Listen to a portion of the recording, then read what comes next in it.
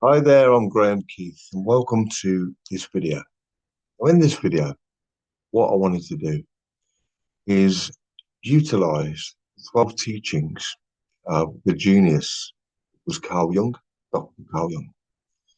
I'm going to use Carl's 12 interpretations of coming back to wholeness and the truth of self. I wanted to experience that on my journey. At the time, I didn't realize I was going through those phases, but I sit here today, a man who is completely transformed as a result of a journey of letting life teach him, of letting experiences teach me, of reconnecting the inner communication with my soul, my true self, my real being. After a turbulent journey, after a journey filled with pain, with doubts, with griefs, with beliefs that didn't work for me in a body that was physically unable, yet true power of the soul will be revealed to all on our journey called life.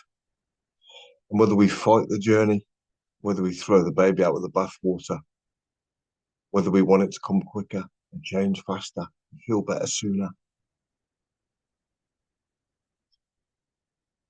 you will learn the teachings of the universe, whereby you will understand that everything in your life is divinely, purposely put there, the highest evolution of your growth, consciousness, being, and returning home to the true self of who you are that you may have forgotten on this journey as part of your growth. So please enjoy the coming audio videos and thank you for watching.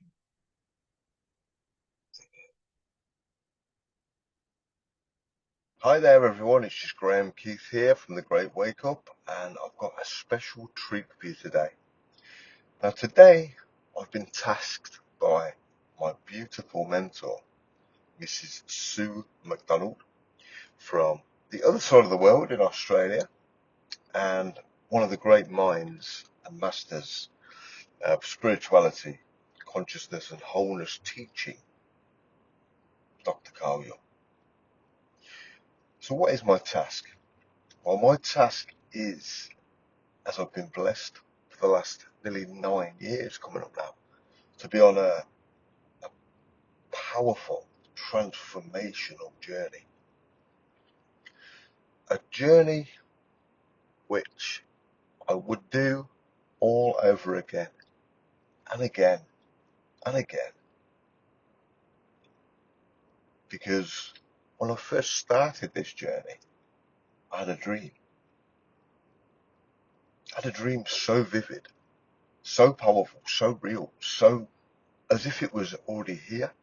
I could see it clearly. And yet, in my journey, there were so many obstacles, challenges, lemons, unknown occurrences, pain, hurt, frustration, doubt. Why would anybody think those things or feel those things when they're attuning to the dream that they've always had since being a child, and possibility of that dream materializing in real life? Well, the reason I'm sharing all of this with you is because I want to take you on a journey that will bring you home to the wholeness and the truth of your true self and who you really, really are. We don't understand as human beings, do we? Not always. That we are literally not who we think we are, not who we believe we are, not who we feel we are. And there are many occurrences in our lives, particularly in mine, as I've just covered, where we feel emotions that we don't want to feel. We think thoughts that are quite destructive and harmful to ourselves that we don't want to feel. We're emotions in the same light. And all of these things come up in our world, and we don't actually know why. Well, the reason why we have the struggles, challenges, difficulties, problems, and friction within the life of being a human being is because we have a human mind. And the human mind is perhaps the most powerful, implementable force that we own as a being of light. Why? Because our mind can actually be, well, is actually, to be correctable, the cause of all of our challenges, struggles, difficulties, problems that we'll ever face and ever encounter. So why then is this important to know? Well, it's important to know because we actually can take control. We can take ownership, leadership of our minds through self-observation. Now, what is self-observation? Well, it's something that I didn't know I was doing my entire life, because in my particular journey I was born with cerebral palsy, spastic quadriplegia from birth. 26 weeks, unable to walk, struggle to balance, physical pain, tight muscles, neurological challenges, Moro reflexes, usable wheelchair, all of those things. Now, we must understand that being born into a body like this literally exacerbates a fundamental feeling, emotion, thought, and ultimately belief that I was kind of bricked in to my own body and felt completely powerless, trapped, and unable to have choice. I had thoughts and choices that I wanted to do, but I, as the years ticked by, believed that those thoughts and choices were off the table, wasn't able to make them, not able to make them, because the overwhelming, omnipresent, energetical reality within me, within myself, became a powerless, trapped, disabled little boy with a dream. So look at the duality there, look at the two opposing structures.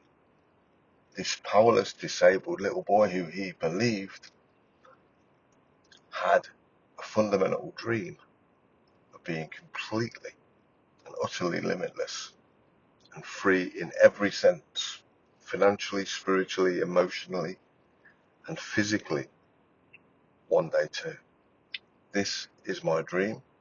This was spoken to me through God. I didn't know that at the time. I was only a young child. But I knew that this would become real.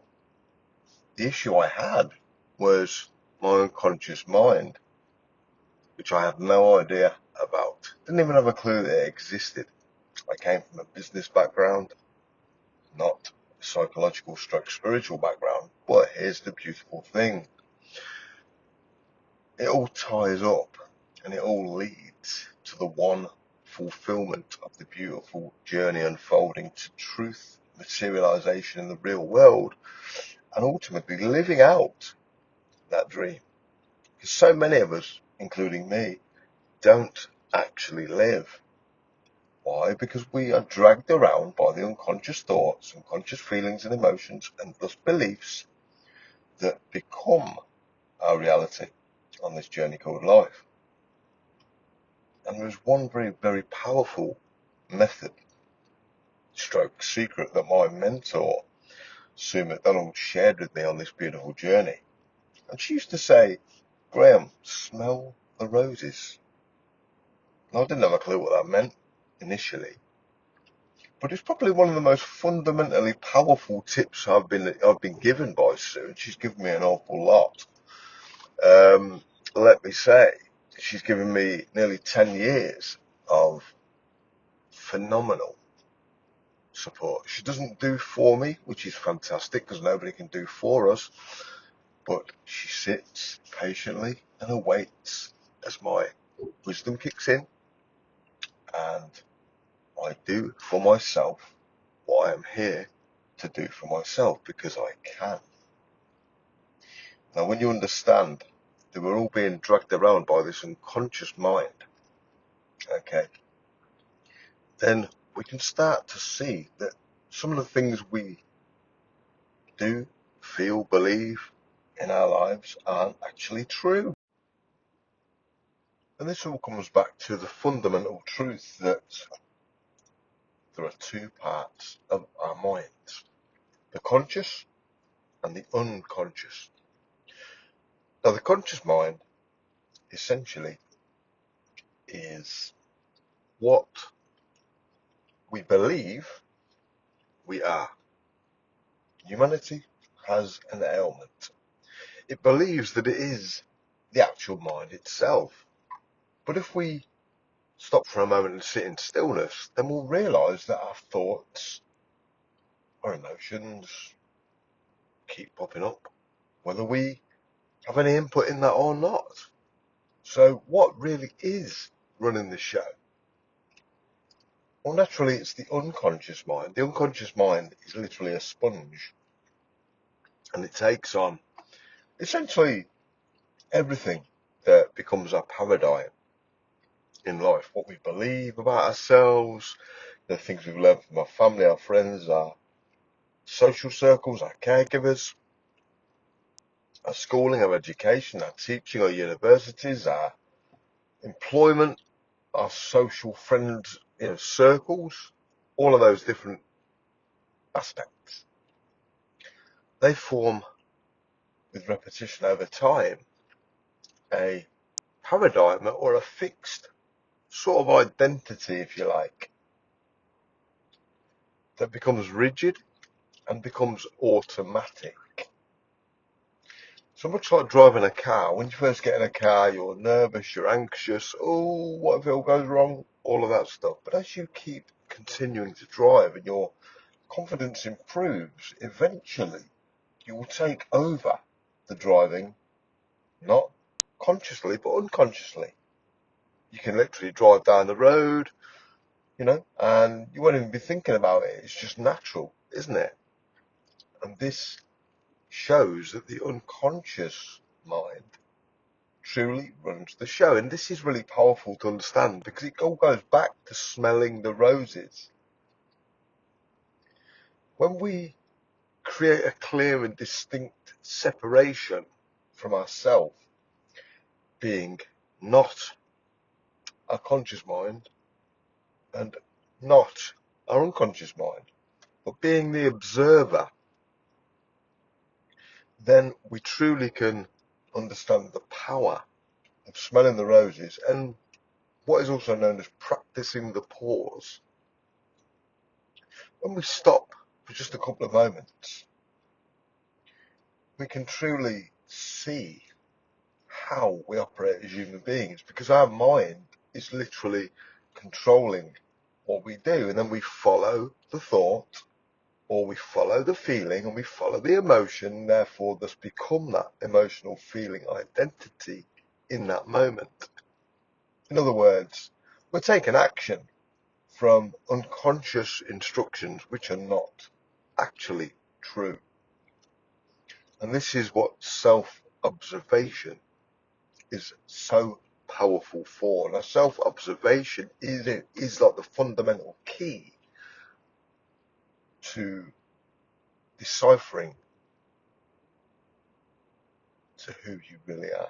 on this journey called life. So being able to stop and pause for a second when we have those moments of feelings that don't want to serve us, or we don't feel they're going to serve us, or emotions or thoughts that are not in alignment with where we want to go, or we keep getting results that we don't want to get, or we keep having occurrences that pop up that we don't know where they came from, all of these various things. That is the subconscious mind running the show. And if you identify in that split second when the thought arises or the feeling arises, usually a negative one or a doubtful one or a self-sabotaging one, because the mind is hardwired to protect us, which is an inbuilt genetic trait of being human.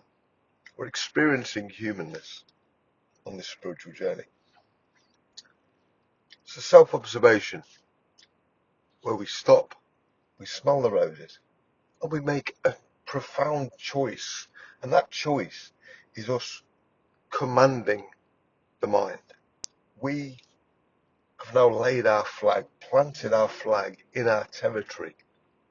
We are in charge of our mind, not the other way around. We are most certainly not our minds as an identity.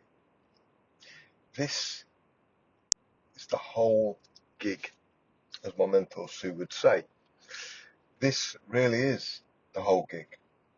Because when we are not getting the results we want, or feeling feelings that we don't want to feel, like, I am broken, I am a disabled boy, my dreams will not come true, my family don't want me to succeed, my sisters think I'm a loser, my sisters think I should be just like them. You'll never achieve a dream like this, Graham. Oh, isn't that lovely? I hope you do achieve it, but it's probably not going to happen. Or, you think you're so much better than other people, don't you? All of these different things that we experience from in our lives, whether it be from ourselves saying these things from our unconscious, whether it be our family members saying these things to us. They're all opportunities, aren't they? If we don't practice that pause and we don't self-observe in those moments, somebody says something that's ultimately coming from them and projected upon us. And I know, because I've done this many times, I have taken that projection on and felt hurt by it. By the thoughts, the feelings, the opinions, the paradigm of somebody else. So can you see the importance of self-observation? On my journey of manifesting this incredible dream life, which I've already achieved in my heart, in the state of the wish fulfilled, and I know one thing: this dream will only fulfill by fully embracing the truth of who we are. And that is this: at our very core, a stillness. When we are the observer, when we're watching our thoughts and not making choices or actions or forming beliefs about ourselves from those points, then we can create new ones. And we have to create new ones because we've learnt lessons that are not here to harm us on our journey, but that they are here to point out that if you're not getting the results you want, you have to change the way you think.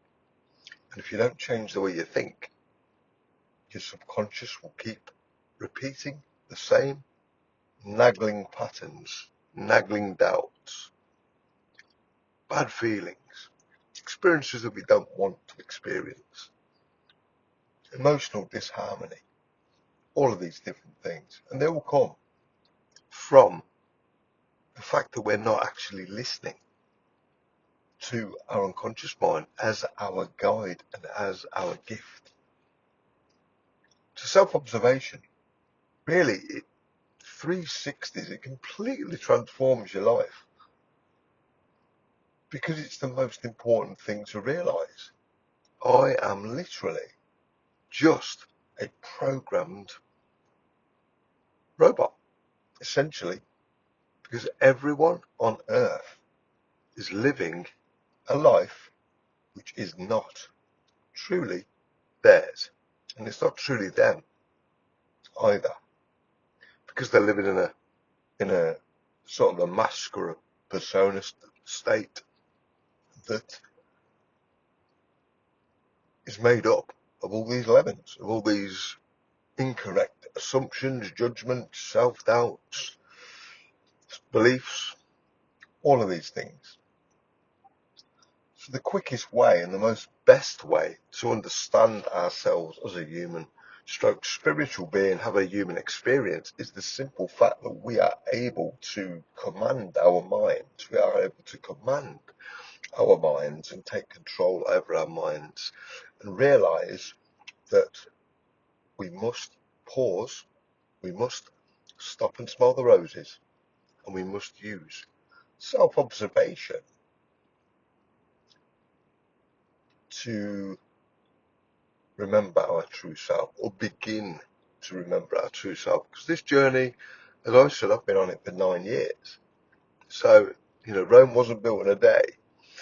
And depending on the level of, in my case, the way I see it, is I've had one of the most incredibly challenging journeys in life. And the reason for that is because my rewards for this journey of life are equally as great. So I'm blessed to know that through my lack of self-observation back in the day, through my lack of understanding who I was, through my lack of understanding that actually who I wasn't, more importantly, and how to decipher between the two, how to step out of the unwanted, unconscious life that is just a hamster wheel, why every day is the same as the last, is because the unconscious mind is running the show. So we must learn to practice the pause, self-observe. We've got to self-observe and realise, well, where did that belief come from? Where did that thought come from? Why did I think this? Can I remember where I may have been triggered in my life or my past that would have helped form this belief inside of me? So even the fact that you're asking those questions of yourself shows huge, significant progress, because you are detaching your true self from the false self. Okay, very much how the world system works, but that's for another video, whereby they create a fictional paper character out of us and teach us that's us. But that's not us. Our name is not our name. Our beliefs are not our beliefs. Our thoughts are not truly our thoughts. Our emotions may not truly be our emotions. It's a beautiful gift to truly understand that you're not who you think you are. So step into self-observation and learn about yourself. Now let me give you an example, or a couple of examples, about areas on my journey where self-observation really was key for me. I remember going to pick up my mentor, Sue McDonald, from Heathrow Airport sometime in about 2013, 2014. I got in the car, I travelled 130 miles, I waited at the airport, and Sue, beautiful, she came, and she was there. I gave her a bunch of flowers, a hug, and welcomed her to England, not the UK. That's not what we think it is either. But she came to my country, and essentially, she was the catalyst that changed my life. she showed me how to achieve my dreams, my goals. Obviously, those things were very alien to me because I was living in a persona identity, a fictional identity that I had to create in order to survive my journey. And again, ultimately, it is this fictional self that's doing all the damage. But when Sue came over, this is when I knew, because she was different. She was very, very different. She had a profound power and a absolute profound stillness to her. And I recognised that because being in a wheelchair, being a child who's, compounded to a wheelchair and can't do a lot of things, you have one thing that you do very much of, and that's observation. Now, not necessarily self-observation, but observation. And there's the clue. So Sue came over and we got to the airport. I picked her up and I think I left my car in the wrong spot or something. And a traffic warden came up to the car and basically said, right, we're going to have to put a ticket on this.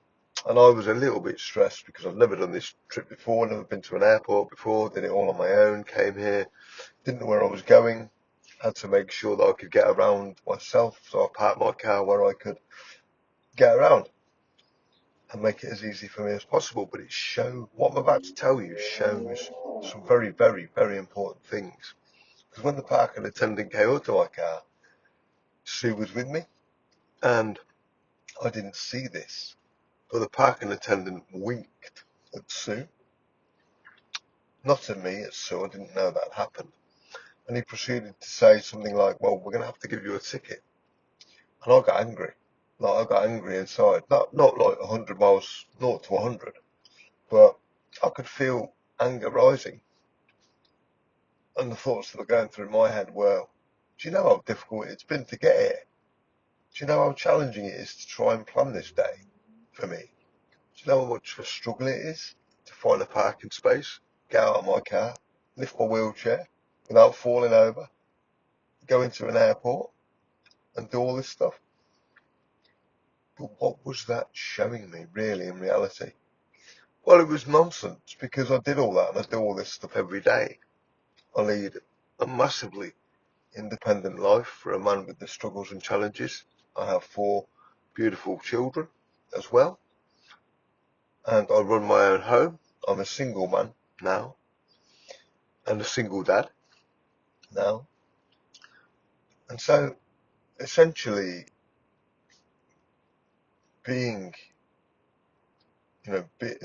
having those thoughts of getting angry over a parking attendant was showing me one very important thing, which I didn't know at the time because I wasn't self-observating. I wasn't smelling the roses. I wasn't detaching and practicing the pause. And I didn't know he'd winked at Sue. And it was just, a joke for fun. And he said, I'm going to put a parking ticket on your car. And I got angry.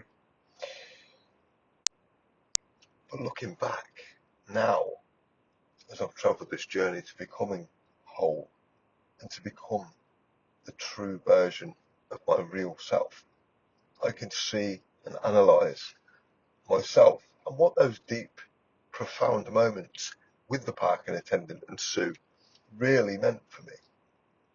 And an example of that is, well, look at the statements I was making. Do you know how difficult this was to get here today? Do you know how much of a challenge it is to try and, find your way out of a car park in a wheelchair that you don't know where you are? Do you know how difficult it is to get around the airport single-handedly on my own? Never been here before. All of these things, look how negative they are in nature.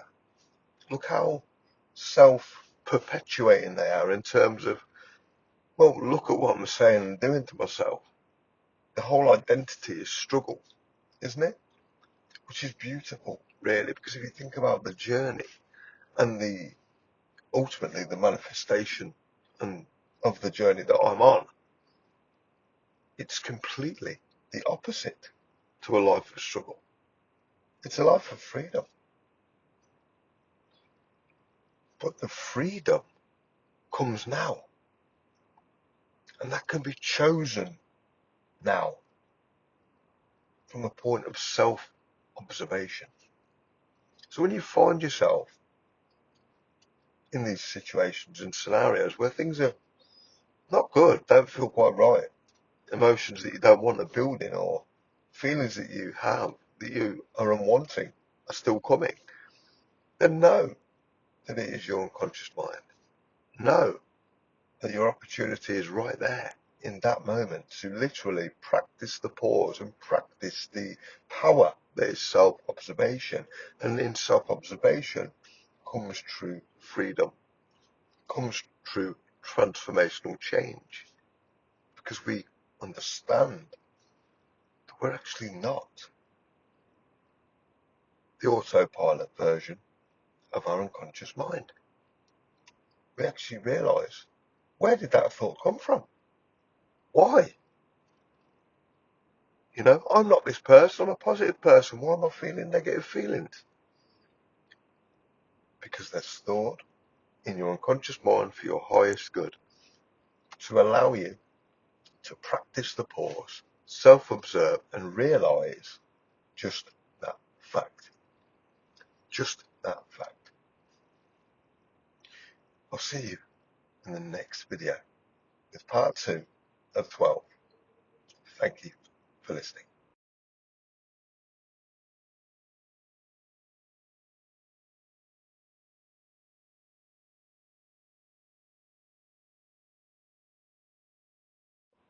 Hi there, Graham Keith here, and we move on to the second part of the series now, and we discuss removing the mask. This section is quite literally the most profound area I wanted to talk to you about on these 12 stages to becoming whole. And the second one, removing the mask, is something very prominent in my life. I want to go really deep with and give valuable examples and really open up to the courage and the honesty that is the true work of removing our mask. Now, what is the mask? Well, our mask is the persona that we put on for the world. It's the image that we wear for the world. So when we are sitting in our house, if you can imagine that, you're sitting there on your own in your front room in your house, you're relaxed, you're still, you're being, that is you. When you open the door, we wear a pretense, an alter ego, a fake existence, a pretend character called the mask of ego, or the mask of persona. And on my journey, I will be categorically frank and honest with you. I wore a mask literally from probably about the age of 6, because I endured, for my highest good, I endured sexual abuse from a family friend. And the very night after that happened, the very next morning, my world had collapsed. I had so many feelings of guilt, so many feelings of shame, so many feelings of, am I weird? Is there something wrong with me? I'm already disabled anyway, so this just makes matters 10 times worse. And it literally created a persona that I chose to create. I take 100% responsibility in this, and I'm so glad that my journey was pre-orchestrated the way that it was, essentially, because it turned and transformed me into the true whole sense of self. And we do that by learning what is our mask and what isn't, and gradually taking the layers of our mask away from ourselves. and becoming true, whole, honest, authentic, and you. The you that you are being.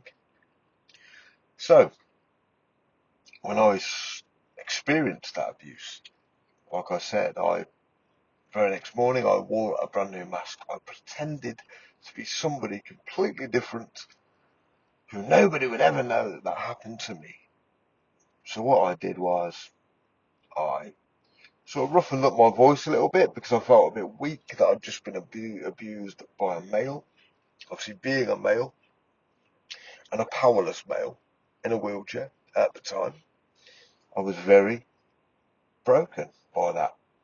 I didn't know how I could recover, so I had to sweep the damage under the carpet extremely quickly by instantly creating this new persona self, the cheerful, happy-go-lucky, helpful, supportive Graham. But on the inside, the truth is, I was dead. I was dead. I was soulless, essentially, because I was just creating a different character for every single occurrence that happened in my life. Whoever I met, I'd be somebody different in order to protect myself, to weigh them up. Do they know? Do they suspect I've been abused? All of these things going through my head at the time were the persona that I developed to create the safety and the space to be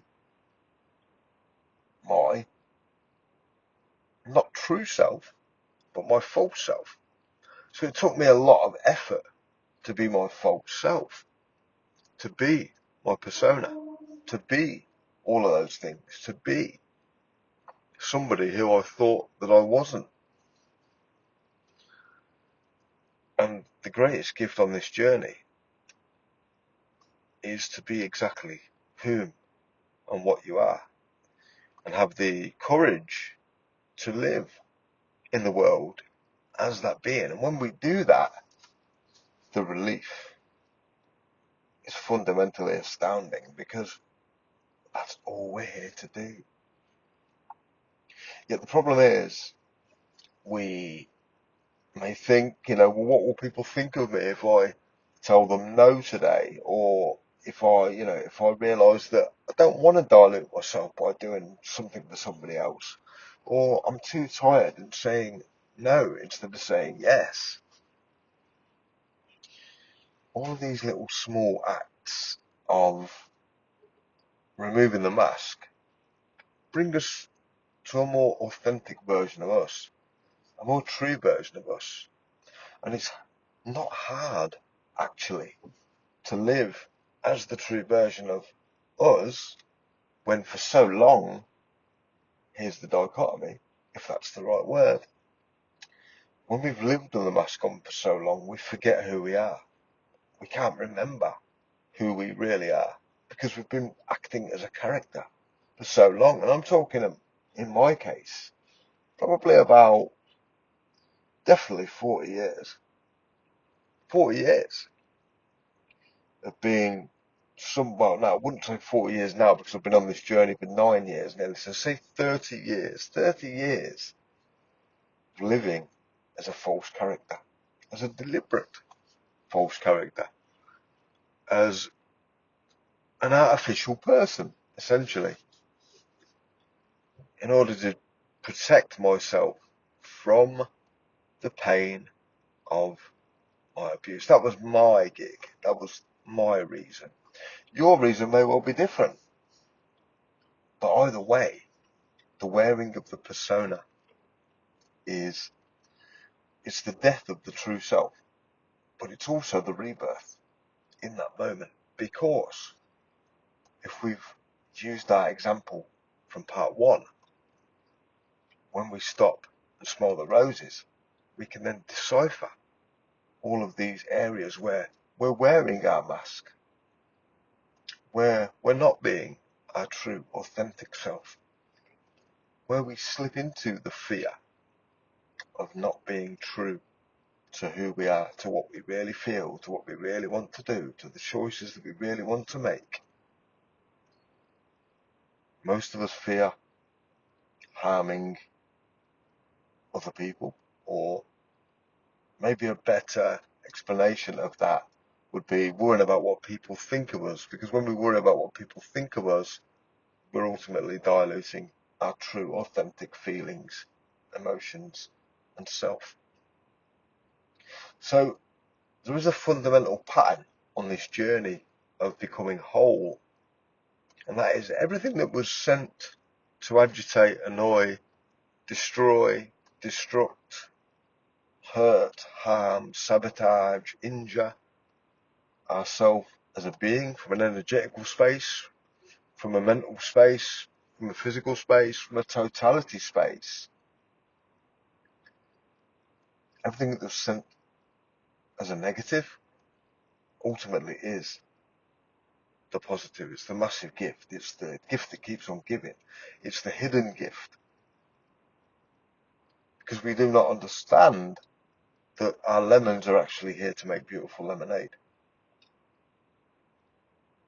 So the mask of ego, or the persona that we wear, fundamentally is everything we could ever wish for. And look, it doesn't have to be quite a significant mask that you wear. It could just be saying no when you want to say yes. It could just be saying yes when you want to say no. And it's these tiny, small awareness drops that we have on our journey that are beautiful and really help us make the best lemonade there is to offer. The persona then is a very valuable tool. And not many people know this either, but in the outside world, in the actual world system that we all live in, the persona is very, very prominent there too. Our very identity in the system is a persona. It's not truly us. And so therefore, we can see the spiritual forces at work. We can see the global energy of the collective rising into this great awakening, where more and more people, individually, one at a time, day by day, do this shadow work of wholeness and come to the profound truth of being themselves, being the soul self, being the true self. And it is the greatest, most awe-inspiring achievement you will ever do. And I thought it was my reward. I thought the greatest work that I'd ever do would be achieving my reward, my dream life, my physical freedom, my financial freedom, the ability to live my purpose. I thought all of that was the big reward. But I couldn't have been further from the truth. The true reward that I feel today is that of being myself, that of dropping the persona, leaving the mask on the stage door, and walking out in front of the crowd, warts and all, my bare truth, my real authenticity, my total honesty, and with love in my heart, wearing my own oxygen mask and putting it on me first is the greatest act that I can do for myself and I can do for humanity. As if it helps you achieve the same thing, and for you to put your mask down and remove it and take a step into the beauty of wholeness, perhaps for the first time in your life, then my job is done. Everything really in the persona mirrors everything in the spiritual development world on the path to wholeness. Because ultimately, it's all the things that we either create ourselves, we create unknowingly and unwittingly through the unconscious, or essentially just whatever arises. If it's coming not from us and our own conscious choice, then it is coming from the persona, or it is coming from the unwanted state, which ultimately is the gift, because it shows us what we do want. We can't know what we do want until we know we don't want. So the entire journey has a theme running through it, where all of the negatives or the perceived negatives or the perceived struggles, challenges, doubts, all of that, they're there because they're showing you how to overcome them by either making a different choice, by taking off the mask that's injuring you, and by stepping into the greatness, the authenticity, the wholeness, the integrity of your true being. And that's all we're here to do. And it says that in a flippant sense, oh, that's all we're here to do. But this work is the greatest reward you'll ever receive. You could have $10 billion, you could have 15 Ferraris, or whatever it floats your boat. But none of those things are the true reward. The true reward comes where, and it's quite emotional for me, because not being myself for so long, not being my true self, knowing consciously that I built this mask to protect myself, but then couldn't find my way out because I'd forgotten who I was.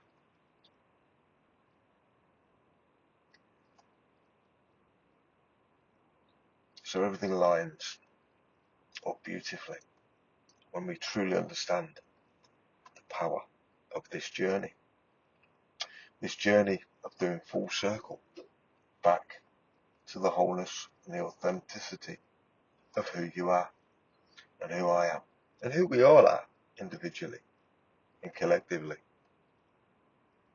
We wear personas all the time. We wear personas when we're at school, we wear personas when we go to work, we wear personas when we're out and about in the town, we wear personas when we're, I don't know, with friends and family around the table, even an act of, certain family members who we don't get on with, for example. Or perhaps they come round at Christmas and you've not seen them all year. Most people would smile and join in the festivities and all. Well, hang on a minute. Be real and true. If if you don't want to be part of it, don't be part of it. If you have something to say, have the courage to say it. Step into the reality of who you are, and the freedom, the fundamental freedom that comes with it is like nothing you'll ever experience again. And it's certainly something that I would highly recommend as perhaps the most important piece, second to part one.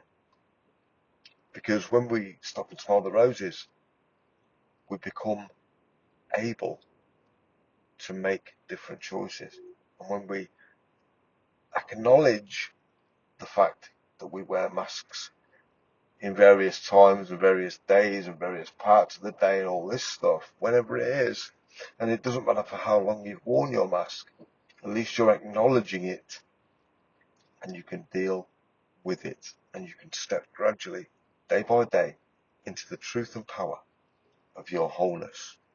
So we have to put down the persona and be kind to yourself. This, again, is not built in a day. I'm only able to speak these truths, which are not scripted, they're off the cuff, they're spontaneous, they're drawn from years of learning, training, tuition and wisdom as well.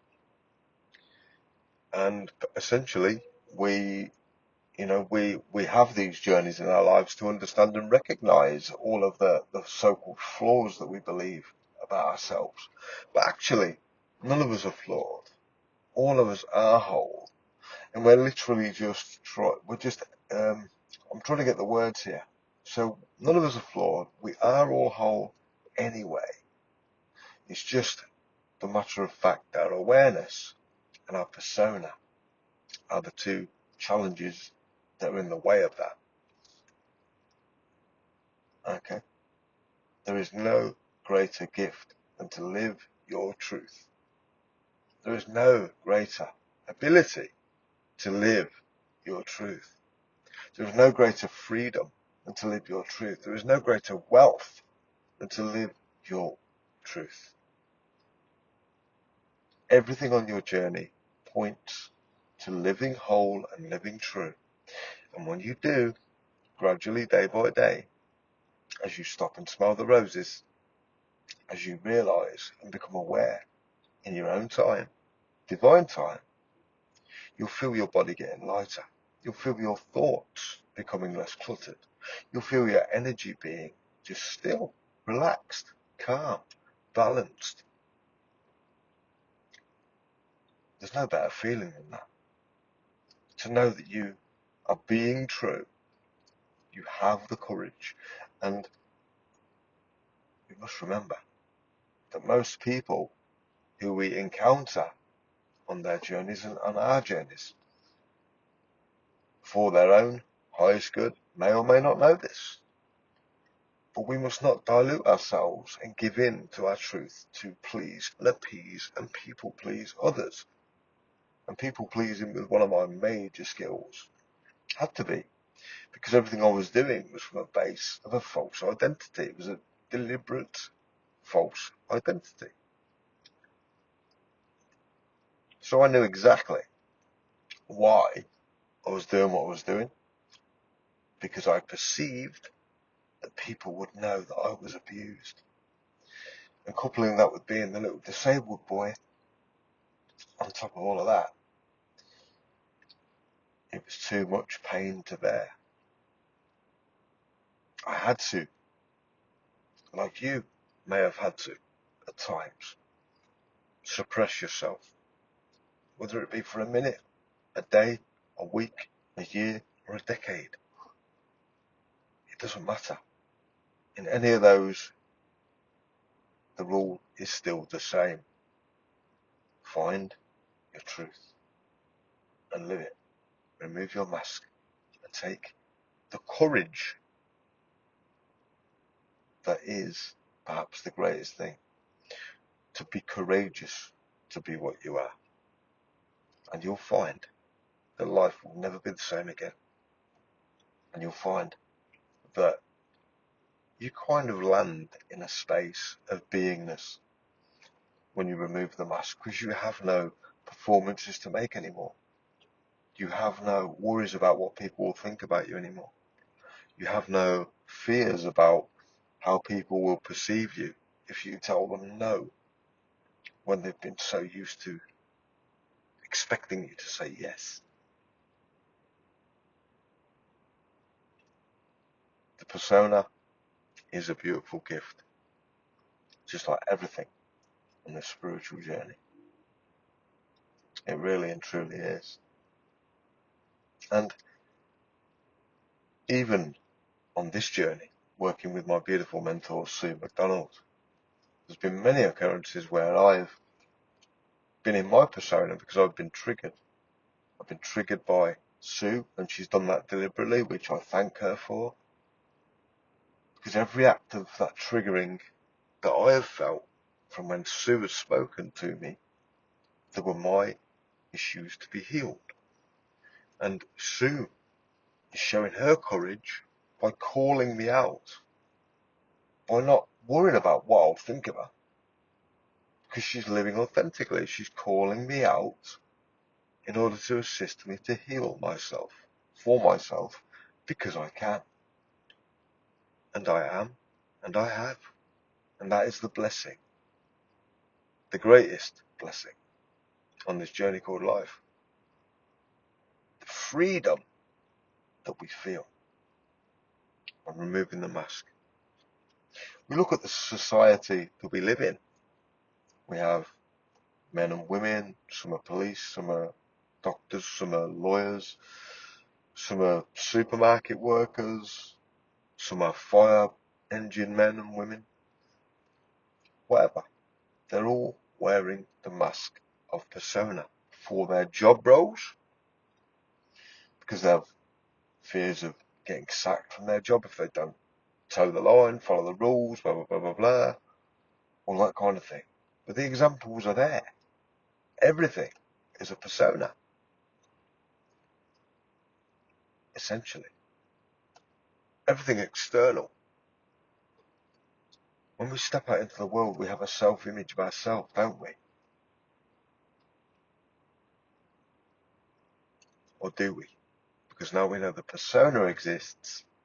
Maybe, just maybe, if we stop and smell the roses, and we can understand just where we're implementing our persona and those areas where we're blessed to be able to remove the persona and live as our whole truth.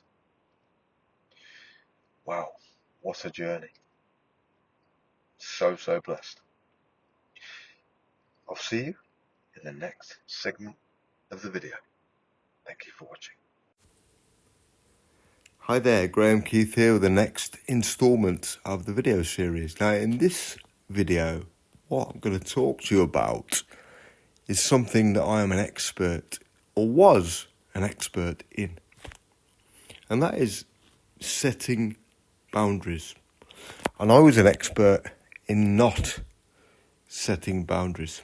Now, if we remember from part 1 of the video series and part 2, we'll understand how essentially being another character automatically would eradicate the ability to set boundaries. Why? Because, well, in my particular example of my life experience, I had no identity. I was a chameleon, essentially, from my abuse that I suffered and spoke about in part 2. I was a chameleon. I would change myself. I would dishonour myself. I would say yes when I wanted to say no. I would fear people would leave me, or people would not like me, or people would just simply go to somebody else and not come back to me if I wasn't always available for them. And that was because my nervous system was so shot that I didn't know, 1, who I was, 2, what a boundary was, and 3, the damage that was doing to me as an individual in terms of taking me away from my soul, taking me away from the true identity of who I am. Why was that? Because I was not courageous. I was scared.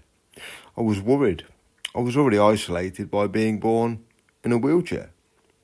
So I felt even more fear, because it's very difficult, or has proven to be difficult for people with severe disabilities. Now, I know many people with severe disabilities, and this is an observation on fact based on what I've seen. And people in wheelchairs or with significant disabilities spend lots of time on their own. And I'll be quite honest with you, I spend nearly 90% of the time I have on my own, completely on my own, completely isolated, and completely happy to do so. Because my healing journey is bringing me to wholeness. It's bringing me back to the truth of who I am, who I was scared to be, terrified to be. And the reason why that was is because I was always diluting myself. I was always lying to myself. I was lying to myself about my identity. I knew that I was faking it. I knew that I was putting on a persona in order to survive my abuse. And when people asked me to do things, I'd be the first one there to help. When people needed cheering up, I'd be the first one there to cheer them up. I'm considered in my locality where I live as a very happy, I'm trying to think of the word, happy, independent man who never lets his disability or his challenges beat him. And I have 4 children, of course. I used to drive my own car. I've drove my car for 32 years now, and ran businesses and carried on with a normal life pretty much as I could. But still, throughout that, I was still carrying elements of people-pleasing, pleasing people and harming myself, saying yes when I wanted to say no, saying no when I wanted to say yes, not being available for people was scary to me, because obviously I'm the man who everyone can depend on. I'm the smiley, cheery little disabled boy in the corner who is nothing but love, smiles. Isn't he gorgeous? But that little lad, me, was suffering so much.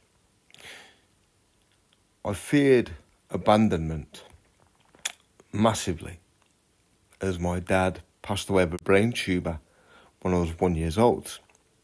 And in my relationships, which have been rather miraculous, I've always had an able-bodied, beautiful, kind-hearted relationship partner, relationship partner. Yet, for my highest good, I met and I understood after a number of years the power of and the injury that narcissism and narcissistic people can do. And when you couple that with not having any boundaries in an environment with narcissistic people, wow, it's a recipe for self-destruction. But it's a wonderful recipe for self-destruction because it's destructing the self, which allows us to people please, to bleed on people that never cut us, to squeeze out our soul and leave nothing left for ourselves, to dilute the squash that is our life, to essentially, the real truth is when we're living in a false identity to protect ourselves from experiences that we believe we need to protect ourselves from, we can't have boundaries. Boundaries keep us safe and keep our soul safe. They keep us balanced. They keep us at peace.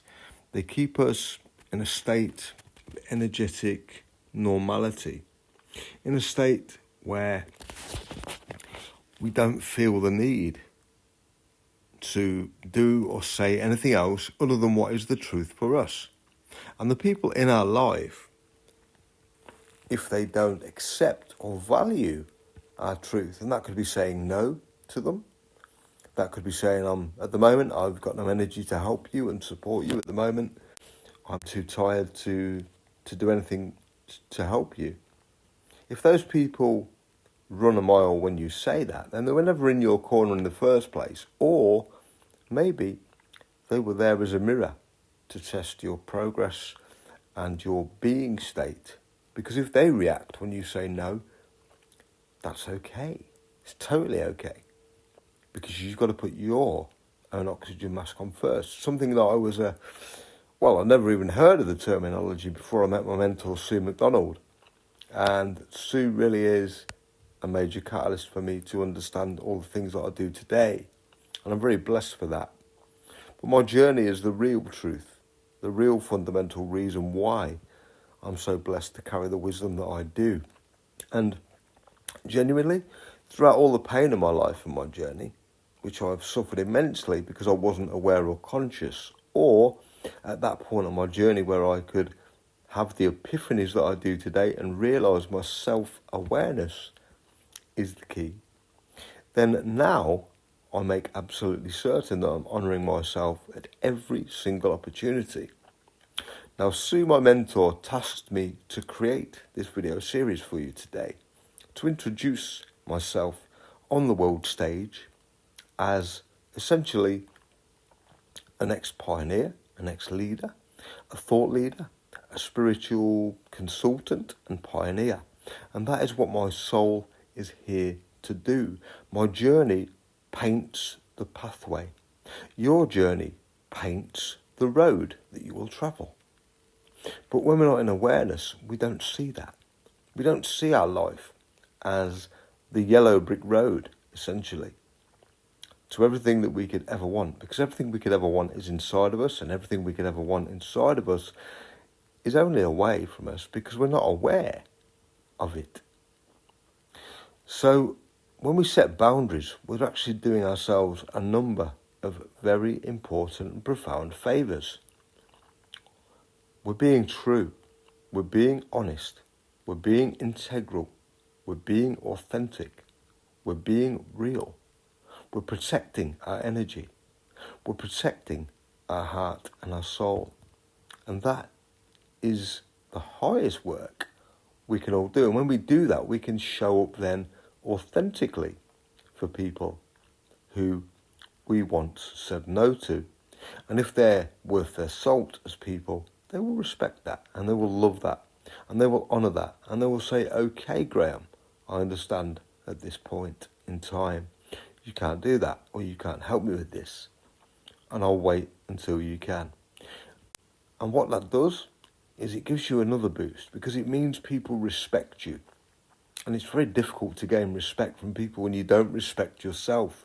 And you don't respect yourself when you don't set boundaries. And you don't set boundaries because essentially you're in fear. You're out of alignment with your true self. And you fear that people will harm you, leave you, hurt you, say things about you, whatever it may be. What is the fundamental truth in this? Boundaries free your soul. Boundaries heal your nervous system. Boundaries give you that inner zen where you don't feel pressured to do for everybody else. Where you don't feel pressured to say yes. Where you don't feel like you need to be... I'm a single dad. I've been a single dad for 3 years and 4 months. Now, I used to see my kids every single day. And I used to protect my kids from very narcissistic and turbulent times within my household. And I did that because I love my children, as we all love our children. But I can actually honestly and openly admit today that in the very act of doing what I do for the love of my children and protecting them from the dangers of narcissistic parental or narcissistic traits within people, I realised that I could have been doing my kids a disservice in a sense as well, because protecting them is one thing, but allowing them to see what is acceptable to them and what is not acceptable to them is a great way of showing what a boundary is. And one day I just sort of snapped. I snapped out of it. I snapped out of people pleasing. And I decided there and then, I am done here. And I literally left the environment, and that was the best thing I ever did. What was I doing in that moment? I was setting the most fundamental and profound boundary, the most poignant boundary of them all.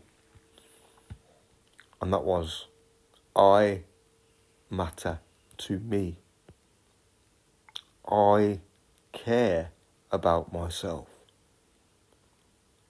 I love myself enough to say authentically what works for me and authentically what does not work for me. And I do not, with all the kindness in the world, mind anybody else's reaction to my boundary setting, because my boundaries keep me safe. My boundaries show self-love. My boundaries show growth through people-pleasing. My boundaries show growth from narcissistic abuse and vulnerability. So boundaries really are an absolute key to becoming whole and coming home to balance in your true self. And you'll feel a massive energy shift, a massive energy upgrade when you set a boundary for perhaps the first time. Like I say, I was tasked to do this video series by my mentor, Sue McDonald. What I would have usually done, I would have emailed her after every video and said, Sue, this one's done, coming on the next one. But I wasn't doing that to please her, to people please her. I have no interest in sending Sue any of these videos until they're complete. I will not email her, I will not message her, and I will wait until I'm complete before I email this entire video to her for her thoughts. Why? Why is that important? It's a massive step. It shows that I set my own boundaries. I'm confident and cool in those boundaries. I feel safe enough to do so. And I feel respected by Sue enough to do so. And I know that Sue is so blessed in her wisdom that she will honour, she will actually clap and cheer for me for setting those boundaries. So let me try and give you an example of where I've set a boundary. So an example of where I've set a boundary was, I'm not going to name names, but I was in a very volatile situation. I was being physically pushed to the ground. I was injured, and all of that was to do with filling a bowl of water up for one of my dogs in my old house. And I asked for support to carry the water bowl to the dog. I didn't get it, so I tried to walk across the room holding onto the side with a bowl of water. I was then pushed over to the ground by an individual, and basically I cried. One, because it hurt. I twisted my knee when I fell over. Two, because I couldn't believe that happened over filling a dog bowl with water for my dog. And three, my kids saw and witnessed it as well. And that broke me. That broke my soul. Totally. And in that moment, that was the catalyst for change. It was having the awareness at that time, and it was a good few years ago now, having the awareness to finally snap out of the false avatar identity and the people-pleasing that was my life, that was my existence, and saying, enough is enough. Okay, it was a volatile and horrible experience to go through, for simply filling a dog bowl up with water. But it was the most poignant memory I'll ever have. I was scared of this person with narcissistic tendencies. They were very angry, very volatile, very aggressive. And I was, I was defenseless. My body in my wheelchair, I'm not able to fight back, or not that I'd want to, but not able to. The only way I need to fight back is not physically. It's energetically. And you don't even need to fight back.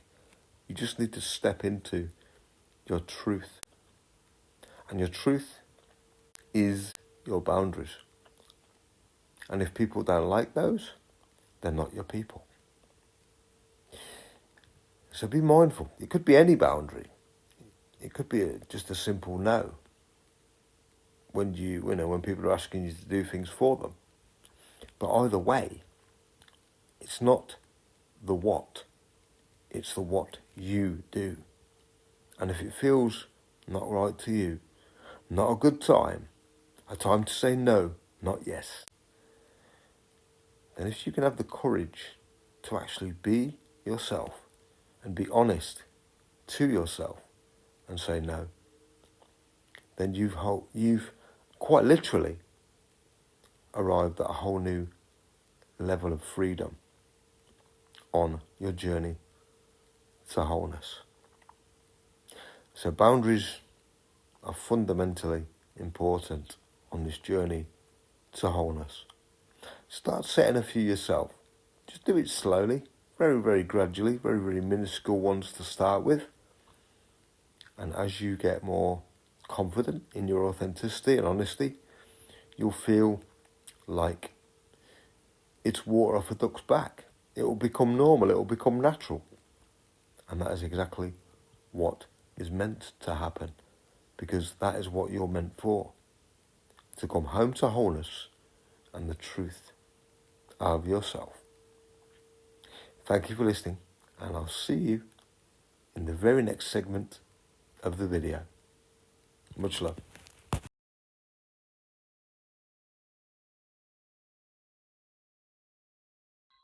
The next phase, returning home to wholeness, is solitude. The journey of solitude itself. I was blessed, very fortunate, to live a life pretty much, I'd say 80% solitude, very socially isolated due to disability, unable to do certain things which, again, edged me out of the norms of society. So as a young child, in this cocoon of disability and false imagery, the only escape I had was when I find myself sat today, but from a completely different energy. Allow me to explain my journey of solitude. So as a child, sat there in my wheelchair, watching the world go by, I had some resentment for the things that I couldn't do. Like watching the boys play football, watching my friends score goals and run around and have fun. But within me is a ferocious spirit, and I knew that I could. So I became a goalkeeper and balanced to the best of my ability, got involved, played football. It's a very poignant moment because being the goalkeeper, it really is you versus you. There's no one behind you to save you. And I was a goalkeeper who couldn't stand up. How about that for a duality? But everything on my journey is pointing to miracles through solitude, through just me. And that proved to me that we're not the body, that we're not the mind, that we have a feeling. We are a soul. We are essentially the voice of our soul. And why my life is the greatest gift on this planet, and thus created me to be the most blessed man on this planet too, is a life of forced solitude. Creates an integral wisdom that is unmistakable. So being consistently on my own, like I said before, the only world that existed was the inner world. As a child, you don't recognise that. You just call it imagination or daydreaming. And I used to do an awful lot of that. In school, I wouldn't be there. My body would be there, but I wouldn't be there. And I still was fortunate and blessed to come out with 9 top-level GCSEs grades at school. I was very creative. Again, pointing often to the soul or spirit blessed in solitude. All the great creators in the world do it alone. The true icons, the true pioneers, do it alone. Here's the beautiful news. We're all pioneers of our own story. We're our own artists on our own tapestry. Solitude helps us know some very important and profound information. And do you want to know what that is? Because I'm going to tell you right now. Solitude shows us when we sit with ourselves, by ourselves, it shows us categorically that when we go into stillness, the mind still operates. The mind still thinks thoughts. We still feel feelings automatically. So we can identify in solitude that we're not the mind at all. And if we're not the mind at all, then what are we? Solitude creates an environment where the mind can literally run rampant like a little child. And what happens when a little child runs rampant all day? They burn out and fall asleep.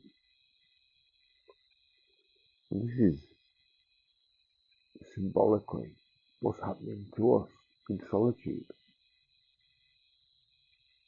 What happened to me?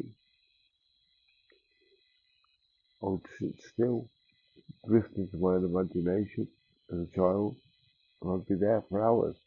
Wouldn't even realise time had passed. I'd draw in the sky signatures of me writing my own signature. Little did I know the prominence of that. But that means for me the ceiling of an enormous dream or goal. And I've signed off myself to say thank you, yes, it is done.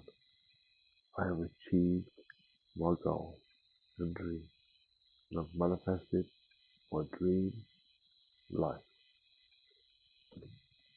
And that is all we're all able and here to do, and that is why we are here, ultimately to find connection with our soul. Our soul, yes, that's what we are. We're here to hear our soul speaking. We can only do that through solitude, which silences the mind. As a child like me in trauma, going through many and varied traumas, some of which I remember, some of which I don't, but all would have left an energetic imprint on my soul. My dad passing at 1 year old of a brain tumour. My mum seeing me struggle with the stresses and wear a smile. She taught me very well how to unconsciously, I might add, present. But you can't present when it's just you versus you. You can't pretend.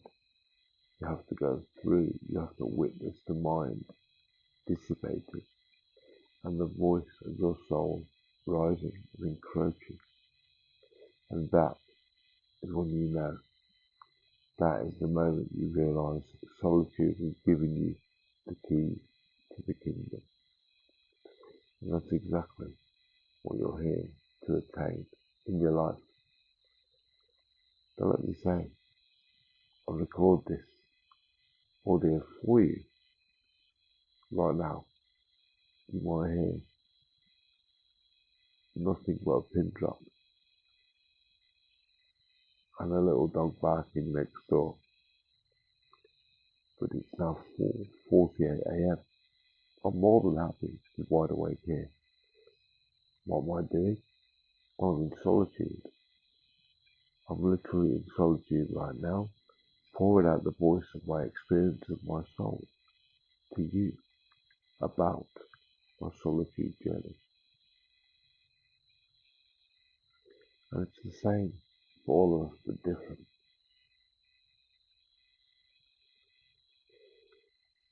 When you can sit in solitude with yourself, when you can face yourself, when you can see who you truly are, then that unravels the mystery of why life is such an immense gift.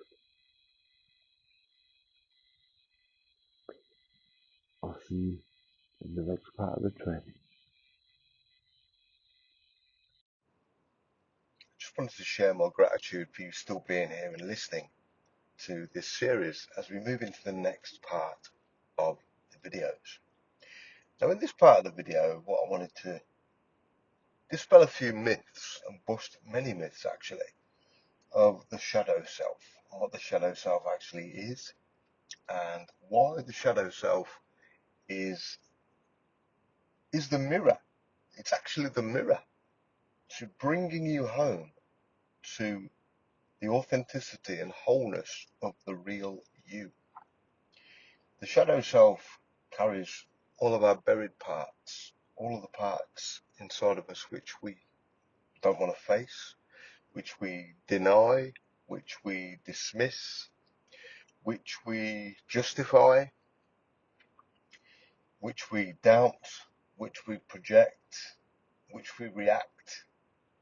All of the things inside of us that are messengers to point us back to the truth of our real self. And I wanted to dispel those myths today. As in my journey, as I said in the previous segments, my entire identity became a shadow. And because my entire identity became a shadow, I didn't have an identity. Not a true one, anyway. But the most beautiful, blessed thing about being me on this journey is simply this. We've got to understand that in being individuals on this journey to wholeness, we must not allow ourselves to fear our shadow. Our shadow is our greatest gift. It really and truly is our greatest gift. It contains all the elements buried under the shadow, which we need to address, which we need to come to terms with, which we need to face, which we need to own, which we need to become authentic, honest, and whole about. You see, our shadow really is our true self hidden under a veil of illusions, under a hall of mirrors, under a sea of masks, under a web of untruths, under everything that we believe to be true about ourselves. So our shadow then, ultimately, we've established is a wonderful gift. Now for me, understanding my shadow was very scary because I knew that I wasn't being my true self. I had to protect myself from the perceived damage that I'd experienced in my childhood. And yet, in knowing that the damage that I experienced was for my highest good and was for my growth and was to bring out the authentic version of me to the world, it's so liberating, it's so freeing, it's so beautiful and bountiful. And we realise that, just like in The Wizard of Oz, the man behind the curtain was just a little old man pulling the strings, but he appeared so real and so deadly and so evil, but it was just an illusion. And it's the same for your shadow. Now, the shadow is the illusion, but it is rooted in reality, rooted in authenticity, rooted in genuine areas that need addressing on our journeys of life. So for me, I had many areas of my life where I would be heavily involved in shadow. Any form of criticism would bring up a defense mechanism from me. I'd go into defense mode. I'd go into protection mode. I'd go into survival mode. I'd go into reactivity. And what were all those pointers showing me? Well, what did I need to defend myself from? On my particular journey, I perceived I had to defend myself from any form of criticism because people didn't know how difficult my life was. How could they say I did something wrong when all of my life I've tried to do things right? I've tried to do everything that the doctors told me, the physiotherapists told me, the neurologists told me, the surgeons told me, my family told me. I've always been this little performing seal. That's how it felt to me when I was a child, because I was always in a hospital bed or in a surgery having an operation or in a physio department having stretches, in a neurology room having tests or electrical tests done. How dare anybody criticise me? But guess what? They were right. Because the criticism that I receive, whenever I do receive it, is what I need to hear.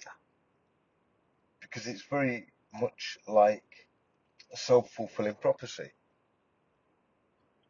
You have to realise that when people are criticising you, it's coming from their perception of you and their reality of you. And so for anybody to react to another's viewpoint is complete insanity because it's not our viewpoint. We have to be compassionate, respect, and understand the feelings and thoughts of another individual.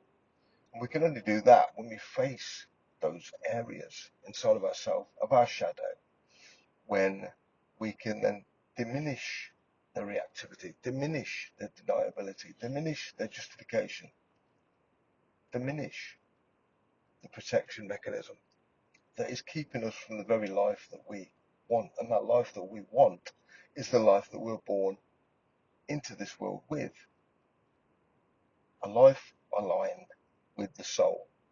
A life aligned with the truest sense of the self. A life of complete freedom. Freedom emotionally. Freedom from feeling. Freedom from reactivity. Freedom from ego. Freedom from mind.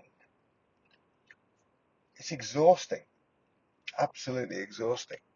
Living in a body that reacts to criticism, or living in a body that reacts to abandonment, which was another one of my things I had going on my journey. My father dying at 1 year old when I was obviously a baby, and I felt like an emptiness. I grew up. I knew I could sense my sister's sadness that their dad was no longer around. I was too young to realise, but I had energetically taken on a core of abandonment. And I took that core of abandonment on because I'd abandoned myself as well.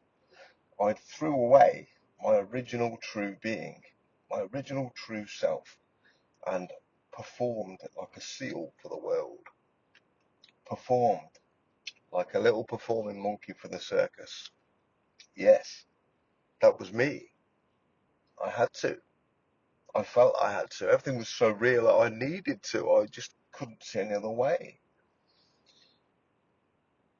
But the beautiful thing is, inside of me, I realise many powerful things as a result of my journey in facing my shadow.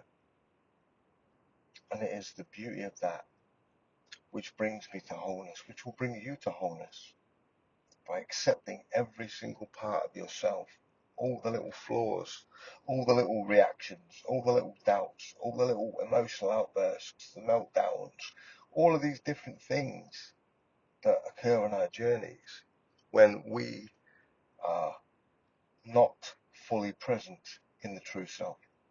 And these are why they show up. Pointers back home. You see, another part of my shadow was invisibility. When I was a child, I was literally invisible. The way I felt, the way I thought, the way I assumed, the way I experienced life, I was invisible. I was just a commodity to be passed around to doctors and hospitals, and I felt genuinely that my sisters loved me, but they didn't take me seriously. And that's a great gift as well. Now, I used to get so agitated when my sisters would just say, oh, just do more exercises, Graham, just do your physio, just do this, just do that. They didn't really feel or connect with what that felt like to a scared child, a scared, disabled child. Because it was very scary, having no control over your body, over the pain, over the spasms, over the suffering, over the tension that was in my experience as a child. I also was, I believe, whether it may be the mask or not, I was pretty confident as a child and quite gregarious, and I am still to this day. But the truth now is that I have found my core. I've found the fundamental roots of the foundations of who I am. What I'm saying is I've remembered myself. I've remembered who I am. And this is the most profound part of the journey, coming home to our true selves. But invisibility was a big thing for me. Obviously being on the social sidelines and not able to participate meant gaining friends was very difficult. But if we look at relationships between friend groups and social circles anyway, they're all well and good. But are they truly nurturing your soul? Are they truly nurturing you as a being? Are they truly nurturing and bettering your life? Or are they just another mask to wear in this hall of mirrors called society? So, again, when we look deep in the journey of my experience, we can see how everything interconnects and the dots join. I didn't have any friends, not because I was a disabled little child in a wheelchair who nobody wanted to be around, because I did have, neighbours who were friends and school friends, and when it came to the crunch, they weren't there. And I used to take that on as being, well, nobody wants to be my friend. Nobody wants to, hang around with me. But the deepest spiritual meaning of that was because my journey was one of solitude, of reality, of authenticity, of depths of inner work, of doing the deepest work that so few get the privilege to attain. And I have that privilege. So all of my friends who weren't there, I want to thank them, because they've given me the means and the space and the non-drama to be able to live out this life, this healing, this wholeness, this awareness, this route back to my true self, and thus ultimately the reward of a brand new dream life, which I am manifested. Okay, so this is all connected. Everything on our journeys is connected, okay? And this is the beautiful part of becoming aware, because we can see those connections then. We can really delve into them and really understand why we do what we do, why we think what we think, what's the underlying message of that in the shadow self. What is this trying to teach me? And when we're in that stillness, when we're in solitude and stillness, and we detach from the mind, and we let the mind go and just be, we can find those answers, because in the stillness and the quiet, the soul speaks and the answers come.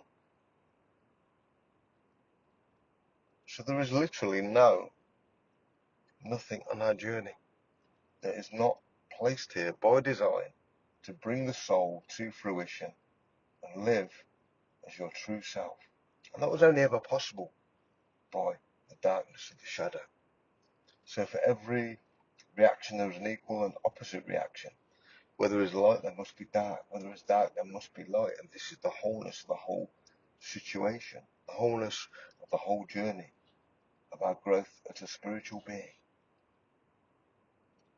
So always understand that facing your shadow is something that is entirely necessary, entirely brave, entirely courageous, and entirely what the universe is requesting you do. Because the liberation you really want to feel doesn't come from anything external in this world we call home.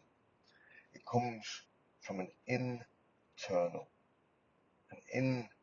place of balance, of rock solid rigidity at the self, at the core of yourself. You know fundamentally who you are. You're powerful because you're not afraid. Because fear itself is an illusion. So face your shadow. Go into the parts of yourself that you are afraid to look at. Turn over the rocks and see what is under them. Because when you do, you'll be able to make sense of yourself and your life, and make sense of the whole pathway, and make sense of why things have happened the way that they've happened. Everything you've ever wanted is on the other side of fear. And everything you've ever wanted is on the other side of your shadow self. I'll see you in the next part of the series.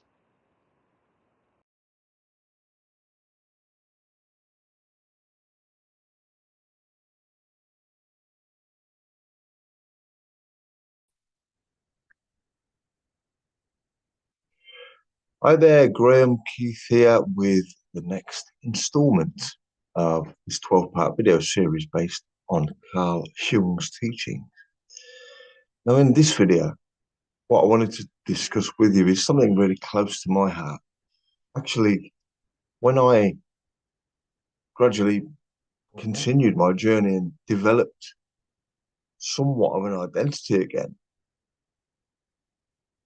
that was only half the battle, because I experienced on my journey lots of many and varying different triggers, or as Carl Jung calls them, complexes, that we all suffer from, we all struggle with, that we all wish at times we could free ourselves from and be free from.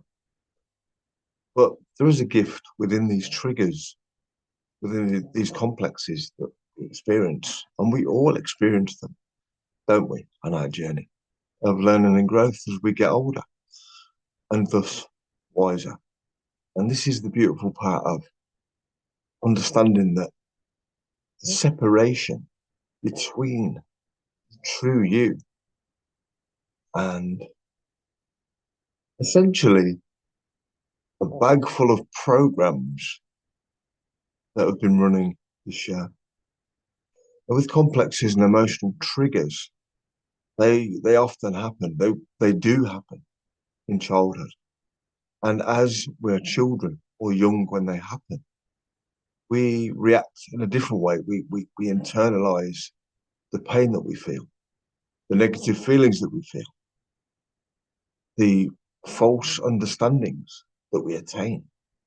As children, we don't have all the pieces of the jigsaw, so we automatically blame ourselves, essentially. And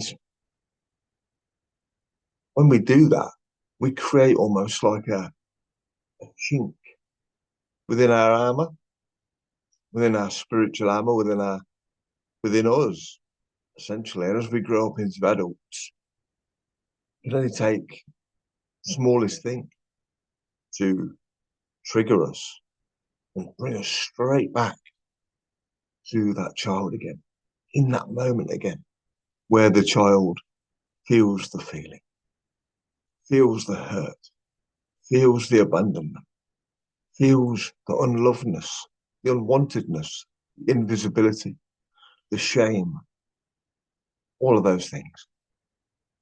And they're all caught within us, inside of us.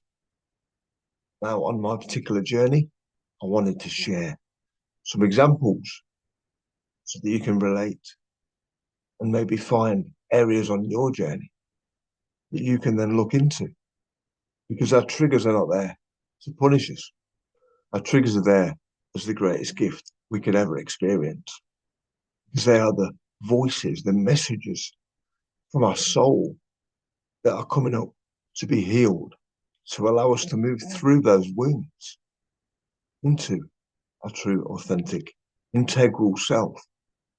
And that's what we're here to do. So on my journey, I'm going to go deep. I'm going to go right back to the root of everything. And that was the day I was born. The day I was born had its own story, but it was the build up to my birth that is the greatest tapestry, symphony of beautiful spiritual recognition of what life really is. And it is a beautiful journey of understanding, of gathering, of letting go, of joining dots, of unjoining dots, of looking at our patterns, of letting go of unwanted patterns. But fundamentally, the entire key is awareness, true awareness that we are not those emotions, feelings. We're not the dog dragged down the road by the lead of the unconscious. We have choice. And this is fundamental on my journey. I didn't believe I had it. So let's go back to my conception. My conception is the key to this beautiful journey that I've experienced. And it wasn't always beautiful. It was hell on earth, let me tell you. Why? Because that was what was inside of me.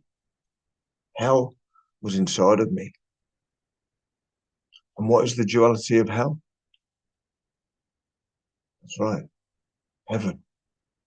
Heaven is where I live now. Heaven is because of the blessings that this life has given me in awareness. The reason I was gifted by all those beautiful things, and the reason my life is completely transformed now in an inner state, an energetical state, a place of finding myself again, a place of remembering who I am again, a place of being balanced in a world where I had none, in a place of being everyone's little whipping boy. I take my power back. In a place of being invisible, wanting to prove myself, my value, my worth, my gifts, my skills. There's nothing I need to prove anymore. Nothing at all I need to prove anymore. And the feeling that that brings is one of a foundation of immovability, a foundation of knowing that literally everything on this journey called life is there for a reason. And we can argue with it, we can fight it, we can bicker with it, we can ignore it, we can refuse to listen, we can do all of those things. And our life will continue exactly the same. So when I was born, my mum was ill, my dad had a brain tumor. In that moment of conception, I was birthed, created from the amazing act that is the sperm fertilizing the egg. And here I am. But it was within that, the energetical state of who I was to become first on my journey e.g., the man who had every opposition known to man against him, therefore perceived that within him and was trapped in a body that he perceived he couldn't escape from. All of these three things combined led me to a life of being locked in my head, totally locked in my head, unable to feel, didn't have choice. Listen, don't get me wrong, I could feel, but I could only relate to pain. If I see a sad story on the TV, I'd cry. If I saw a beautiful gesture of kindness on a YouTube video, I'd be in tears. You know, even a chimpanzee that lost its owner and were reunited, I'd be in tears. Why? Pain was at my core, but at my core, feeling was there too. And the beautiful gift was that only the feeling I could feel was pain. Okay, so the gift is there is always a duality of opposites. Within that is the law of the universe, as above, so below. So the gift of only feeling pain meant that I could also rewire my perception, my awareness, and feel positive joy, balance, peace, harmony, stillness, integrity, being, wholeness. And that's exactly what my journey has delivered. Being locked in, frozen in time, in that child's body, in that disabled child's mind, in that invisible child, abandoned child, child that was at the mercy of doctors, physiotherapists, didn't get a moment to himself. 25 years of physiotherapy, every day in school, every day out of school, every day before bed, every day before school, fitting in school, trying to build social circles and friendship groups, being isolated. All of these things that I'm sharing with you, they're little knock-on effects that build and form this visible sort of persona that we go out into the world with. And as we do that, as we continue that, we believe it more and more. We become it more and more. And that's beautiful too, because as we become the thing that we don't want, we're getting a reverberation from the universe, a sense that something's wrong, a feeling that something's off. What I'm trying to share with you is everything on our journey, everything is designed by the creator, by source, by the universe to point us back home, to come back through the other side.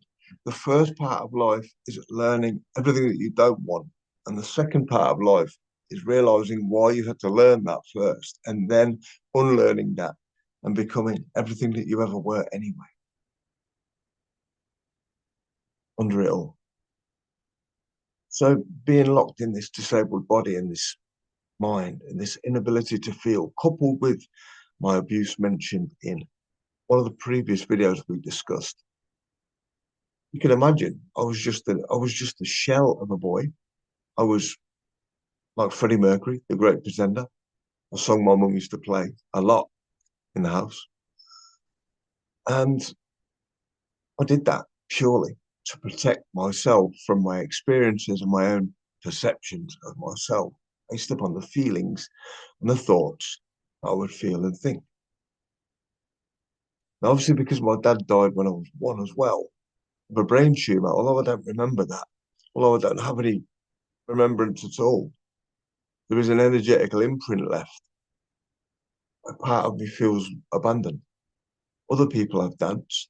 Other people are not quadriplegic. Other people have not been abused. Other people have not had all my struggles and sufferings. All of those inner dialogues were mine. They were mine. They used to be me.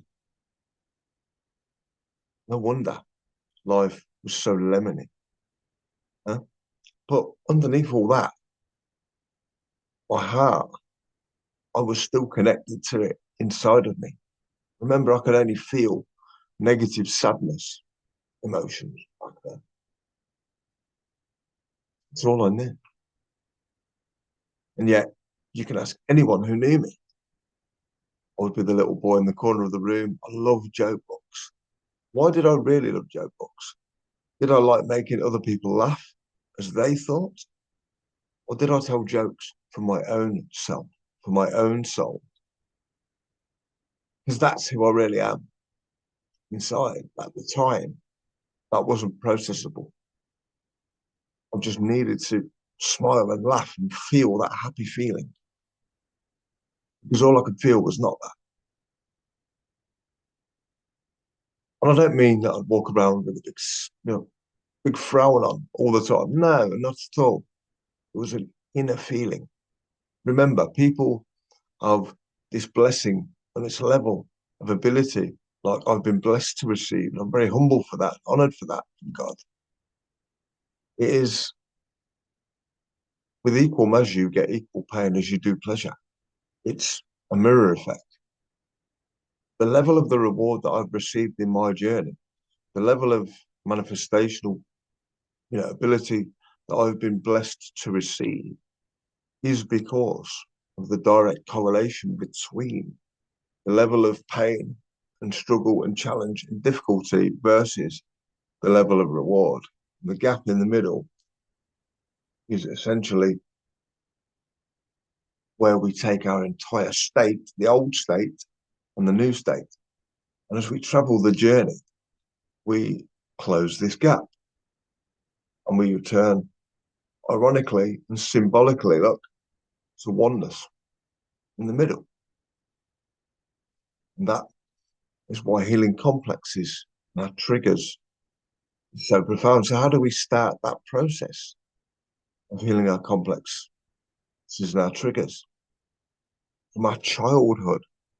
Remember, our inner child is craving this. Our inner child is communicating these feelings. So our inner child was wounded back then, whether it be real or imagined or just perceived.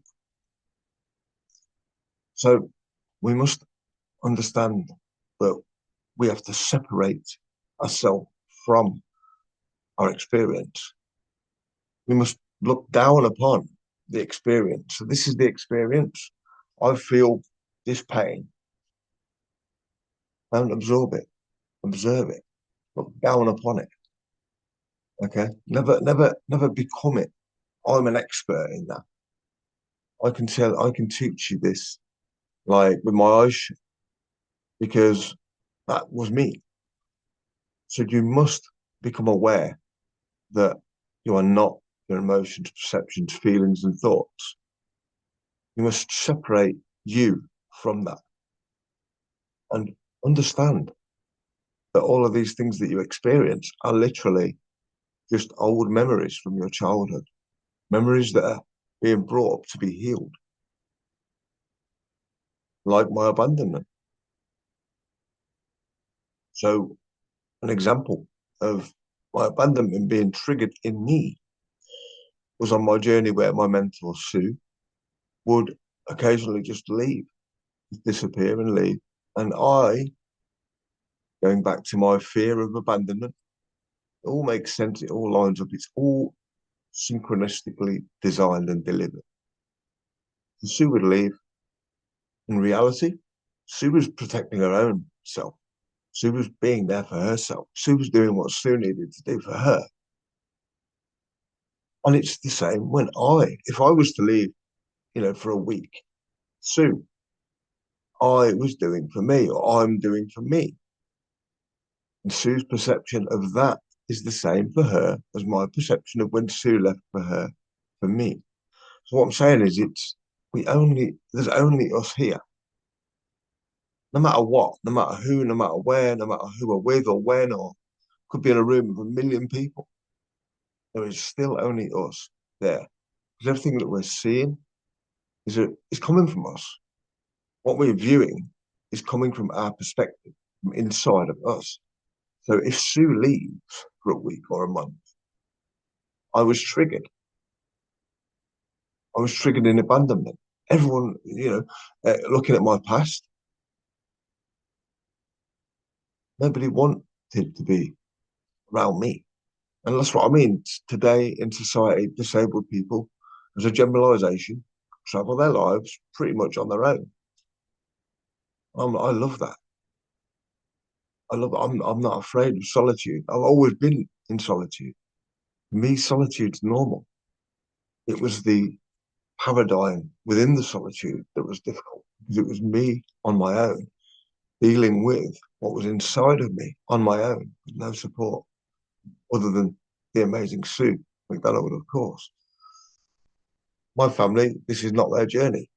They don't understand any of this stuff. They don't want, they're not involved in it. I don't talk to them about it, etc., etc. I'll just quietly get on and do it now. And it's a real gift. It's a real honor. I feel so relaxed now, so still, so balanced, so not carefree. But I've let go everything. Just let go of it all. I know that my materialization, my dream life is here. I know. I know it's here because it's in my soul. It's in my soul. I've visualized it. I've seen it. I've traveled it. It's me. It's my being. It's what I'm here to receive, and I've received that. But that's not relevant. What's relevant is the work that came and was done in order to achieve it. And it's the journey itself. Life itself is the journey. You've just got to be allowed to sit at the foot of your own life, watch it, literally watch it happen. So being premature, my mind is razor sharp, and I see a lot of things too soon, and that's powerful. Doesn't mean, oh, he knows better than me or I know better than you. No, nothing like that. It means, like, take this world system, as I said in one of the previous videos. Very few people can see that it's all an illusion. It's all pre-orchestrated, it's all pre-scripted. But I saw that, the whole plan, the whole thing, the entire system is not real. You say that to a person who's not on this journey, and they'll look at you like you have two heads, which is totally understandable, right? I know I would. So seeing things too soon, being locked in a mind as well, it's been a real gift, a real blessing. We've just got to learn our triggers are our gift and our healers. Our trigger is just our inner child asking for help, attention, to be noticed, to have a hug, to wrap your arms around yourself. I mean, it's these things here, like holding yourself. Just comforts the inner child. You can feel it. You can feel that warmth. You can even pretend it's your mum or whatever. Anyone. We're an energy body. We're an energy being. Everything is frequency. Are you starting to understand who you are yet? So all the things buried under your rock that are causing you pain, they're your shadows. They're your triggers. They're your inner child's wounds. And you now are looking at a man who lived a lot of his life as that inner child. I'm 47 years old now. I can only say, totally authentically, within the last year, I've begun to significantly understand. And this day now, I have total understanding of everything, everything on my journey. Fundamentally, the only understanding is lose your ego, detach from your mind, and everything is perfect. Because You gain the understanding of why things occur. When Sue, say, left for a week or so, for example, it would trigger in me, she's not going to come back. I've been screwed over again. I've been had. It's all lies. Blah, blah, blah. All of it. All completely what I was quietly feeling. Didn't, not for like weeks on end, but just little subtle pop-ups, pop-ups. Just little nudges. Feeling abandoned, Grail. You're on your own. It's all over. They're not coming back. You've been left again. Those kind of things. And what is that really saying? That's the inner child popping back up to be healed.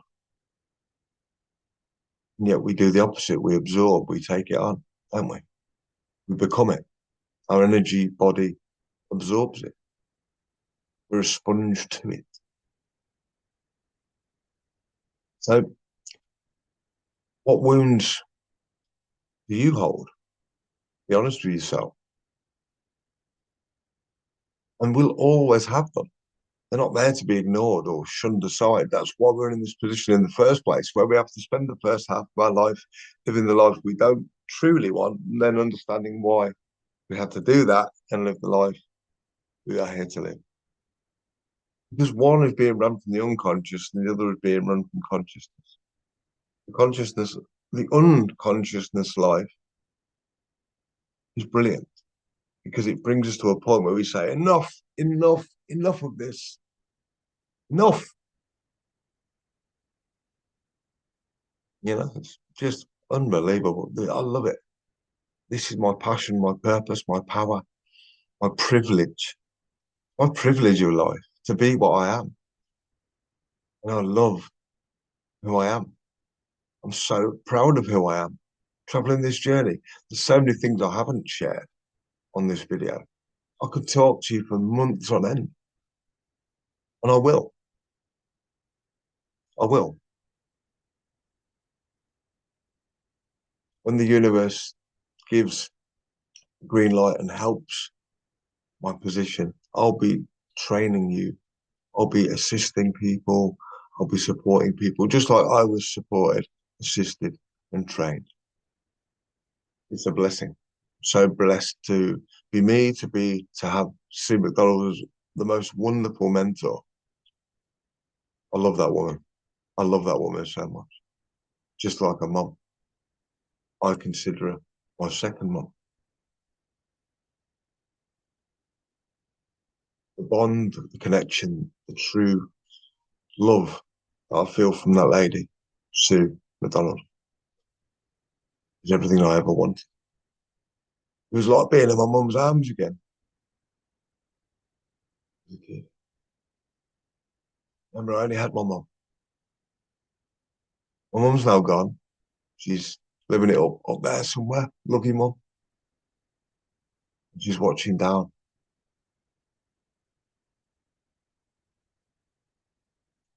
But, and she knows, don't you, mum? Sue and my mum know, don't you?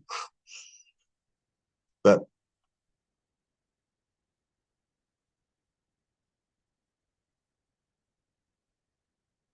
to have gone through my journey, oh, I feel the enormity of it. It's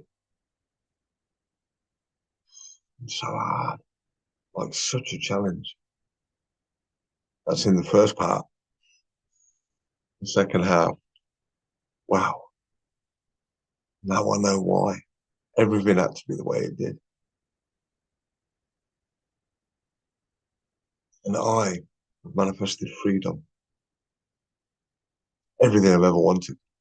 All my dreams. Financial abundance, love abundance, the ability to go travel. I've never traveled. I've been on a plane once when I was a kid. I've never lived.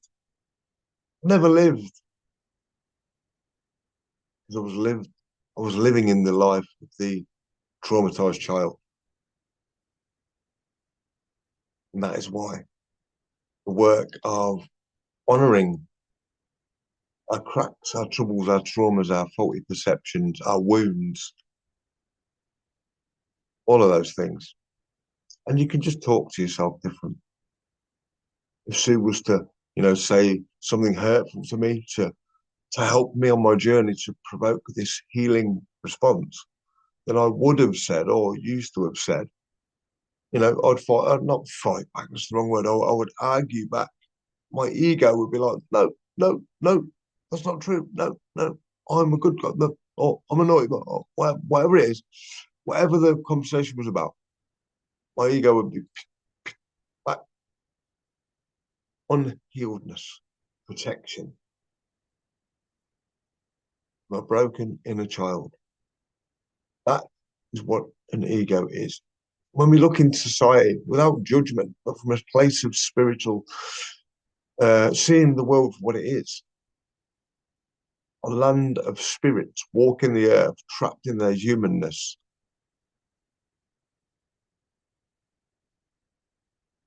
We literally are revolutionizing into spiritual beings walking the earth instead of human beings encaged in their minds, feelings, pain, bodies, and trauma walking the earth. And the greatest gift you'll ever give yourself is your authentic, honest wholeness. You can only get there by squeezing them lemons, by facing them shadows, by feeling those feelings, but by approaching them from a new state of awareness. They are your gift. They are showing up to help you and support you and assist you into attaining everything you've ever wanted, which is ultimately alignment with your soul, peace, freedom, love, and harmony. When you are the captain of your ship, everything changes. You do that in love. And the only way to get through those traumatic times when we're triggered, when our wounds open, is to talk to ourselves in a new way, to not react and run off, or to not react and throw the toys out the pram, but to talk to yourself like the inner child. Oh, it's okay that that person said that to me because, maybe they were having a bad day.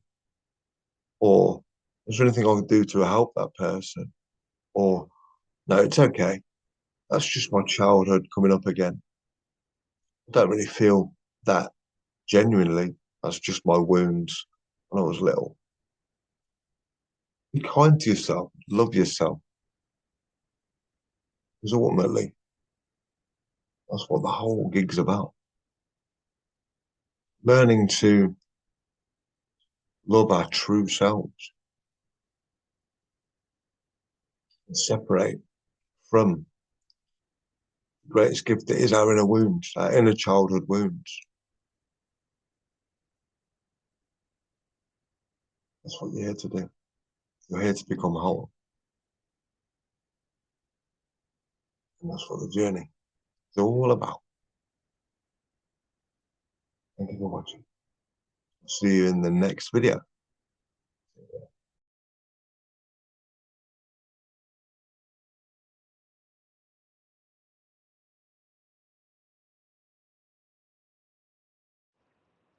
Hi there, Graham here with the next video in the series. Now, in this video, what I wanted to share with you is really the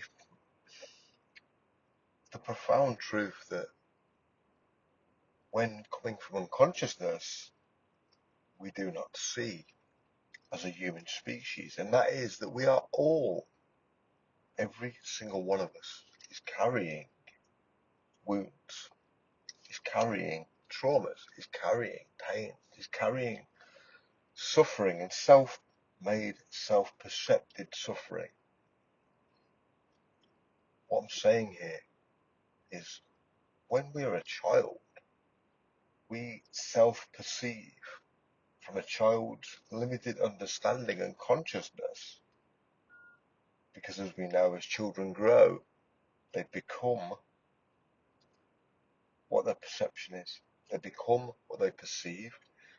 But what they perceive isn't necessarily true. Why? Because everyone has wounds.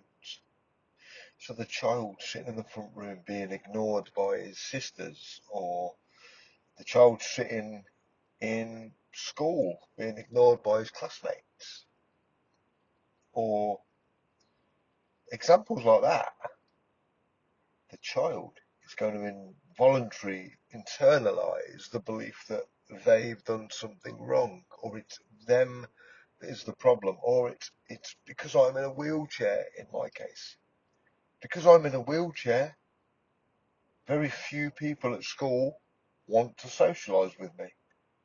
That was a root belief. Of course, it was a false belief, and I had a wide variety and circle of friends at school, but initially that was the belief I was carrying from a disabled school into a mainstream school. Because all of my friends at my disabled school were disabled. But when I was chosen to move to mainstream school based on alleged intellect, they moved me to an all able-bodied, normal, mainstream secondary school and middle school. So middle school and secondary school. I carried that belief that, essentially I wasn't enough. Back then I was a broken child because I was broken for my highest good. Didn't know that at the time, and none of us do. None of us realise that our wounds, our flaws, our cracks, our breaks, at the time, our voices from our unconscious calling out to be healed and integrated with the soul. Well, integrated, essentially means embodying, internalizing, taking all sides, integrating it within you, accepting it within you.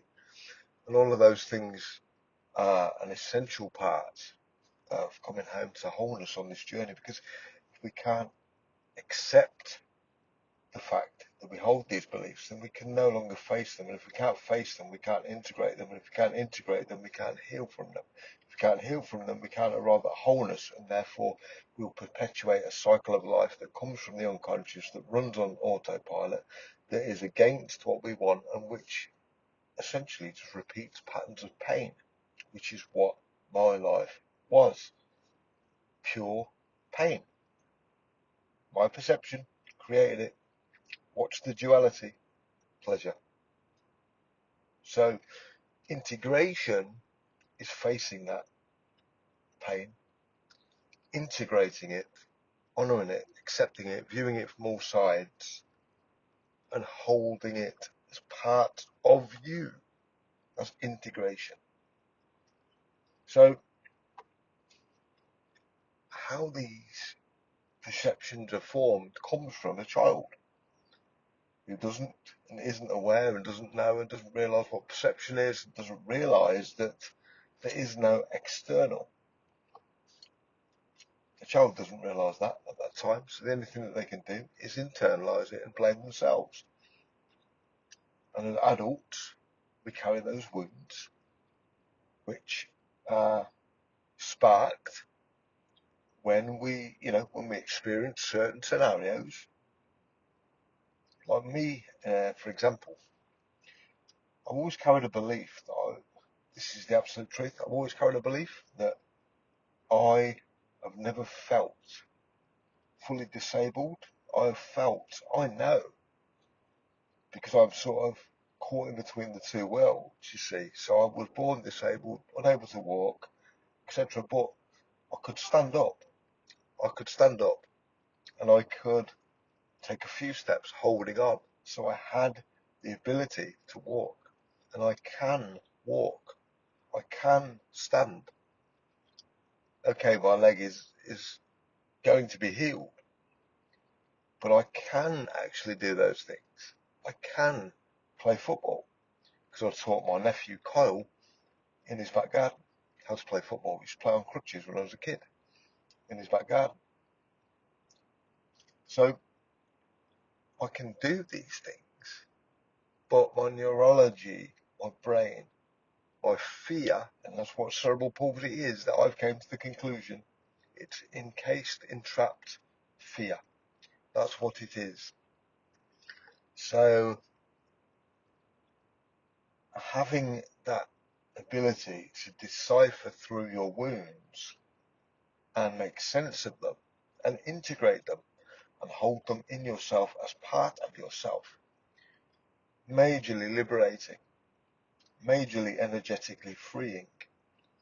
The heavy weight of sort of the depression of the repeating patterns of pain, no longer. A lightness, an airiness, a spaciousness, all within that stillness engulfs my body and my being today. I cannot tell you how proud I am of Sue, my mentor, and how proud I am of myself.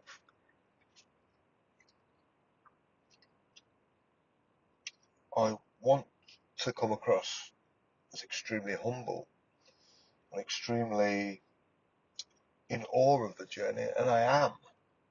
But a lot of my problem was I didn't believe in myself enough. I'd lived as a result of my traumas and past pains and my people pleasing and all of the unnatural things that you do when you're a broken child and turn into a broken adult for your highest good. I essentially, I knew that at some level there was a reason for all of this. I wasn't aware of what that was. Now I am fully aware. Everything that showed up in my experience was part of an essential part, a vital part of my journey, and it could not have been any other way. It had to be as it is, every single step, whether my ego liked it or not. Now I understand, and hindsight is a beautiful thing, really, really is. So remember, all of your wounds are your gifts. They're there to free you from the pain. The wounds are just popping up like whack-a-mole and waving and saying hello. Your job is to integrate, to accept, to acknowledge, to honour, to look into where would this have come up? Why do I feel this? What experiences have I had in the past that I can feel that feeling from? Or I felt that feeling from? And I'm ready to integrate and let it go now for my highest good and wholeness. I feel so light when I used to feel tension. I feel at total peace with who I am, my story, my being, my travels, my journey, my everything.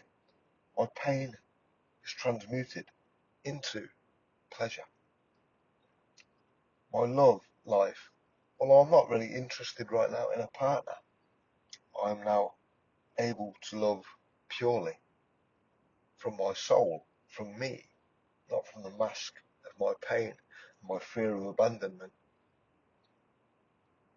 And to be frank, all of my relationships with women that I've some I've endured, but no, I haven't. That would be untrue. Because why? Because we're only ever seeing our perceptions in another individual. That is the highest truth. We're only seeing our perceptions in another individual. That is what you're the only one on the planet means, because you really are. Everything you see, feel, is coming from your lens, your perspective, your view, your past experiences. And this is why integrating and healing the cracks leads us to one place, and that one place is the present moment. Now, I would gladly place a bet of $1 million right now that say 90% of people on Earth haven't experienced the present moment for a long, long time. That is a figure just off the top of my head. But the present moment, everything is perfect in it. It's only the mind and the wounds that we live from that makes life challenging. Because there is no challenge. In a true present moment, the only thing to do is be present, to be still, to be at peace at your core, energetically, vibrationally. The present moment contains life. The past or the future contains pain, suffering, struggle, fighting, not letting go, going against the grain, trying to control the universe, trying to control your experience, blah, blah, blah, blah, blah. The greatest art of manifesting, to manifest your dream or goal, is to let go and integrate, become whole and be. That's how I manifested my dreams. It took me 8.5 years to get there. 8.5 years to understand my true self. Wow. So that shows in my particular experience the depths of how far away we can drift from who we really are. And we don't understand that we're living from the unconscious. So everything we see in another is down to a childhood perception that we took on when we didn't understand ourselves, didn't understand perception, didn't understand psychology. And why would you as a child? You just internalize it, blame yourself, and live a life from that false belief. There is a false belief. It's a factual false belief, because whoever we're looking at that triggered that wound in us, they may be operating from their wound, which they probably are. So we're basing a new formed belief that is harming us on a perception of somebody else who's in the same position that we are, an adult carrying childhood traumas. Everyone on earth is a child walking around in an adult body. So forgive yourself. Forgive yourself. Just nurture that inner child every opportunity. And you do that by honouring, facing and integrating the cracks as part of your journey that were placed in your soul, so your soul could get your attention to act upon them and transform your life, to live the life you were born to lead. Thank you for listening. I'll see you in the next instalment.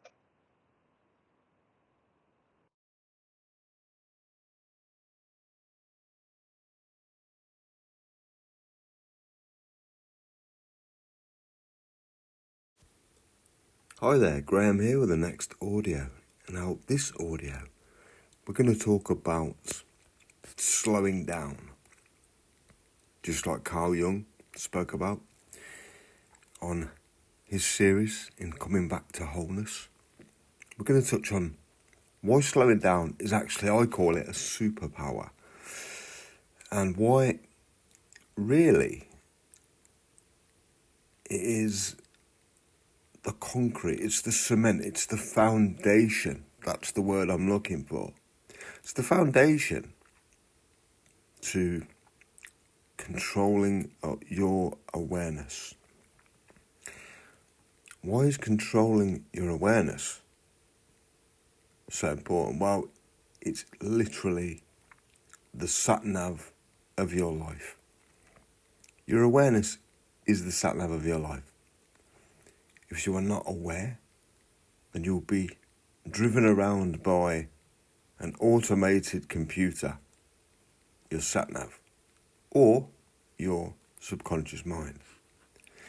And taking, as I said in one of the previous audios we've discussed in this series, time to smell the roses. It gives us back our centre.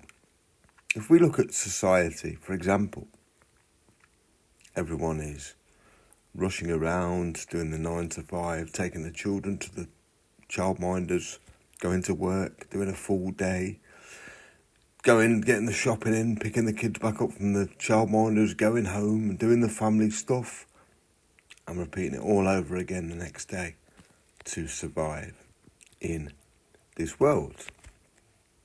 And that's what most people are doing, just surviving.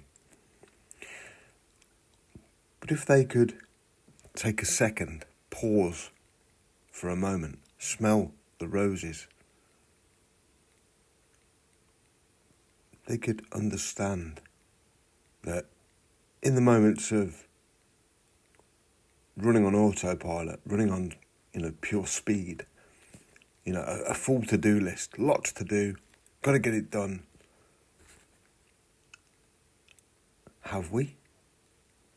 Have we really got to get it done? Or have we really got to use our busyness as a gift? Now remember, everything on our journey has a duality. Everything on our journey has an other side to it. So, if we look at how society functions, no one has any time to sit up and smell the roses. This compounds things in life in so many ways because it allows us not to truly live, but to merely exist in a fleeting moment, like on a train, bundling through the rural countryside at great breakneck speed. Don't we want to put our foot on the brakes and be able to enjoy that scenery and smell the wind and feel it rushing through our hair, and moments of aliveness are found, but only found when we are alert and alive to feel them. And when we're running on autopilot and doing everything at 200 miles per hour, we rarely get the time to check in with ourselves, don't we? And check in not just with ourselves, but check in with our energy, our true state of self inside. See, slowing down is probably the most powerful godlike work we can do. Why is that? Well, why that is because the ego, or the human mind, essentially runs on instinct and autopilot, because the human mind is being driven from the unconscious, and the unconscious is the always open computer program that is writing the script of our life, because we have not slowed down to intervene and engage, separating the mind and its automatic control from that to one where we are in charge, where we get to pause and make a choice. I always used to sit watching my mentor Sue, and she would be, and now I understand this, of course, but she'd always say things to me. She'd say this line where she'd say, "Are you listening, or are you listening to reply?" Now, Sue is a genius in my eyes. She's probably going to say, "I'm just me." And that's what all true pioneer leaders do. They realise that their life is that gift, and their life has humbled them to accept the wisdom that their life has painted on their pathway. And it really beggars belief to me how all the most profound, powerful psychological shifts that we all can make are in the most simplest of acts. Like when we're feeling fear and we actually put our own arms around ourselves and hold ourselves and hug ourselves like we were a child.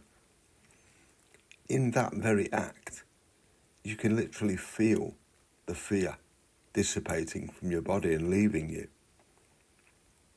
that small, tiny act of holding oneself is all that it takes. Because at the most complicated core, simplicity solves it all. And this is no more poignant than in slowing down. It really is the pillar of conscious control in your life, where everything hits you like a ton of bricks and you realise, wow, I've not even been living. I've been going too quick to experience that. In the very act of taking a breath, just a deep breath,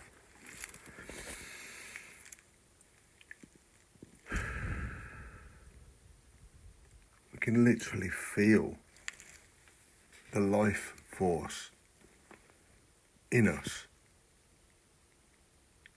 slowing down. We can literally feel as if someone's put the brakes on the train.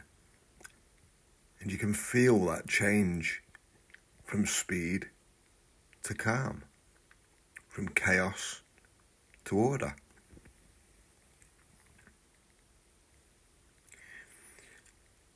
When,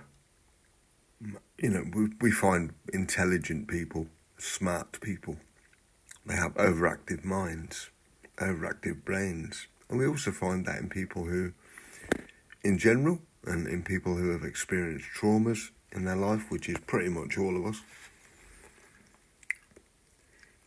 So we also mask our pains, our sufferings, our flaws by not wanting to look. And that's why we rush around at times to distract ourselves from what essentially would mean sitting in stillness and silence with yourself. And I think that's what,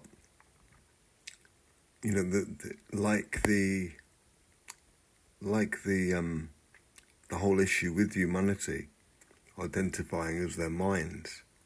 This is equally as fundamentally powerful.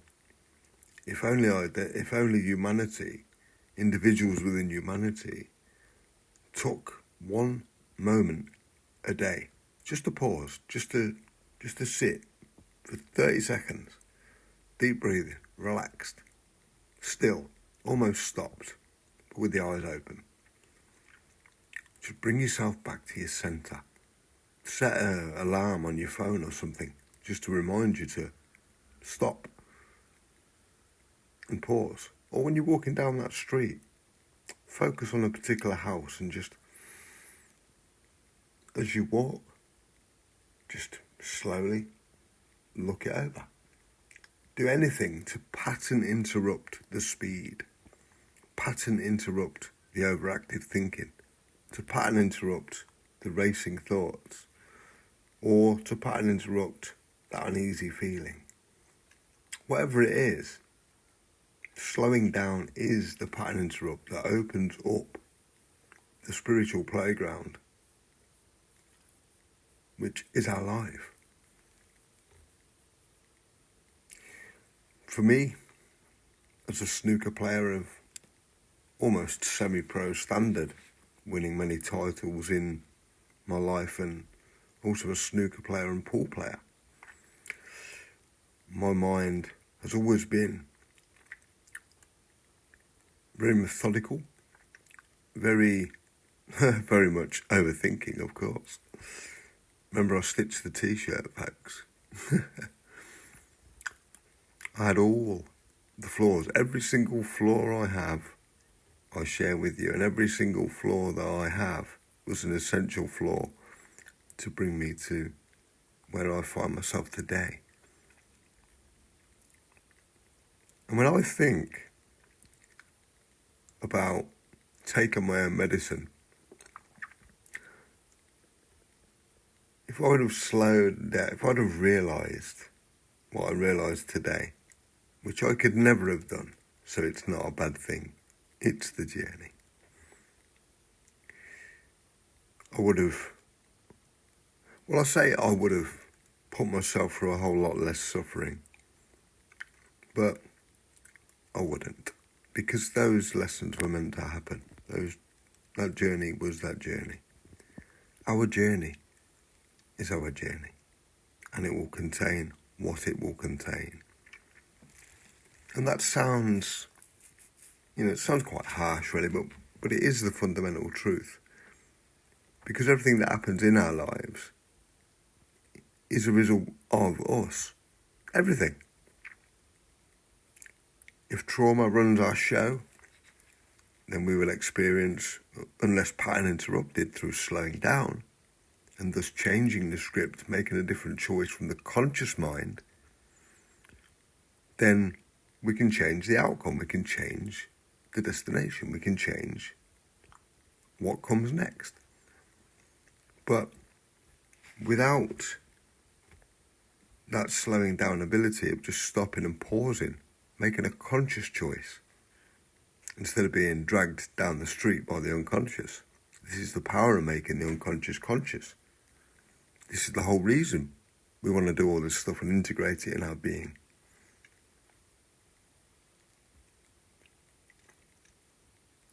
When we actually really think, none of us in our life have lived truly.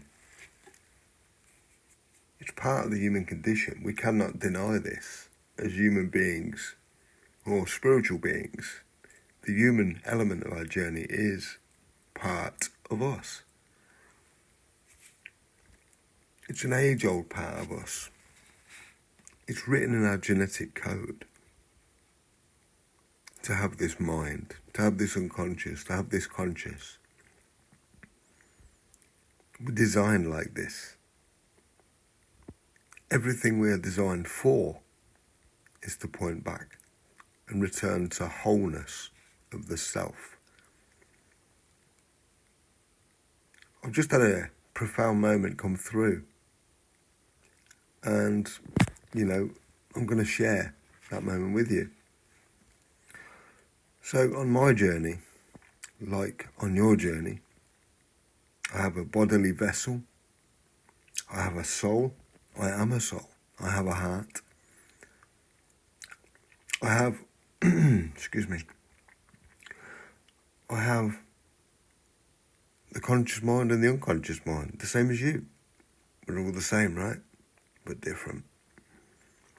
And the human condition, it's amazing.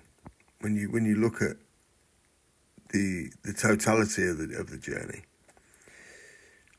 we are literally whole, then broken, and then whole again. That's the journey of life. But we were never broken. We were just running from the unconscious. So it literally is, life literally is a pre-orchestrated story of returning home to the sense of wholeness, to being what and whom you truly are. And that is worth more than any amount of dollars and cents on the planet. You cannot put a price on that feeling. And that's coming from a man who craved freedom, who craved financial freedom, who craved the ability to have choice in his life, who craved to make sense of himself.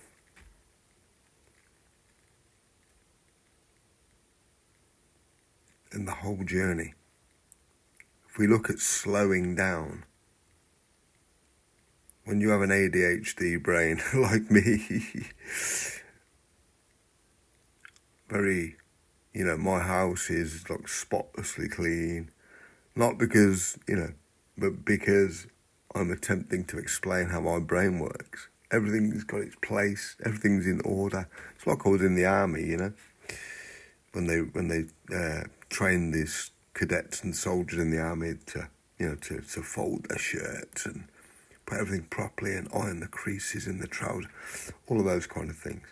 So very, very organised, but very, very, as a result of having that organisation, remember, we have the trade-off, don't we? For every left there's a right, every up there's a down. Yeah? So there is a trade-off with that. My mind works very quickly. It's not been too easy always to calm and slow the mind. But it is when you realise you're not it. When you realise you are not the mind, you can instantaneously become the observer. When you become the observer, you are looking down upon it, and therefore you can just breathe, disengage, return to stillness, and slow down. Take time to smell the roses. Why is that good for you? It puts you in a foundation, a solid core, a solid, immovable object who is therefore in control of the next choice that they make, instead of being dragged by the unconscious. And there's many other benefits to slowing down as well. If we look at just in basic conversations, with our friends, say at the cafe or whatever, if you just sit and listen, truly listen, because like Sue, my mentor, said to me, are you listening or are you listening to reply? I was listening to reply way back then. Why? Because in my case, my body was in a sense of fear. It was locked in fear, locked in tension, locked in the inability to relax, because this is what part of my condition is. Cerebral palsy is tension all over the limbs, uncontrollable. But, well, so I thought, another myth from the doctors, I guess, as well. It can be controlled. Cerebral palsy tension can be controlled. How? By dropping the identity that I have cerebral palsy. Sounds crazy, right? But I've caught myself walking 5 steps and then realised I can't walk. My brain kicks in. Whoa, what are you doing? You can't walk. All of a sudden, I'm reaching for something to grab onto. Explain that. I can explain that.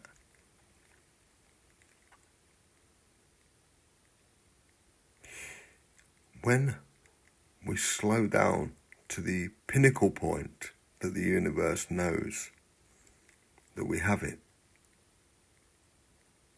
we forget the old story.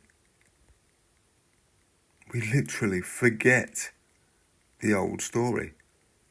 Just like we forget who we are, just like we forget the age-old spiritual, profound line. You must forget yourself to remember who you are, along those lines, And when you forget that you are brain damaged and can't walk, and catch yourself taking 3 steps, it's quite an incredible moment, because it shown me the truth. Slowing down really helped me decipher the separation between the identity that was killing me and the true identity, which is why I was born. The identity I was born to receive and achieve. And the life with that also. So it really is an honour to sit at the base of our life, really, and look back. It is for me, because it's so awe-inspiring how dots join up from 10 years ago or 20 years ago, and things just make sense now. it's such a, what is the word? Is it an honour? Yeah, it's an honour. It's an honour to be alive now. Incredible, really, isn't it? But just the smallest thing, just taking a few extra seconds. If you're new to this, just slow down by taking a few extra seconds before you say something, or before you make a decision, or before you ring that person, or whatever it is. This is the most basic entry level of just learning how to slow down. I was lucky because at my core, I'd been in isolation my entire life, pretty much all my childhood, all my teen years, definitely. Had a few friends from school, but just love being on my own. I still do. I can't, I prefer it. You give me a room full of people who I know and love, or me, I'll have me. I'm just wired like that. And the greatest thing for me is being in that isolation really, helped me. I used to have a saying that, I think I wrote in my book, I'm not sure, one of the lines in my book, but it's my head teacher from my disabled school told me, she said, "You're very, very different, very, very special." Didn't have a clue what she meant. Bless her, thank you, Elaine. Her name's Elaine Hancock. She's my head teacher at Sherborne Field School. And she must have spotted something, I don't know. I've always been different, I know that. I've always felt different, I know that. People always came to me for help and advice and support in their lives, I know that. My nephew did when he was going through some tough times, and now he's come through some of those tough times and he's doing well. Like many other people who I know and love. And like now myself, I have done the work in a very different way, where people in society rush out in their job, and no, that's not for me. Not for me. I'm here to show you, to restore your faith, really, because that's what I needed for me. I had such a traumatic life that I didn't believe that. I thought it was just all a dream, and I thought it would never happen to me. Really? But my soul clung on. I clung on the edge of the cliff with one finger keeping me there. And that one finger was my soul. Because my soul knows that this entire life of mine is to build into a final beautiful crescendo, not a final destination, but to feel, and I feel the rewards of the sort of the psychological elements of the journey that I've been on in the last 8 years. The emotional elements, the spiritual elements, the genius of my mentor, the genius of myself, being able to fundamentally at such a young age do what I do. And I'm so blessed for that. I'm not a genius, it's just how my life was preordained. And that's the miracle in itself, because when you stop to slow down and look back on your life, then you'll realise why things happened the way that they did. So use slowing down, the most simplest thing, but the most profound results in your life, even if it's just literally in a conversation at work, where you'd respond without thinking. No, just take a second take a few seconds, just breathe. And choose your response. Don't just allow it to arise from you. Choose it in that moment. And you'll actually see just how much of life has actually passed us by. We're going too fast on shaky foundations. Return home to the concrete, the solidity of your soul, and slow down.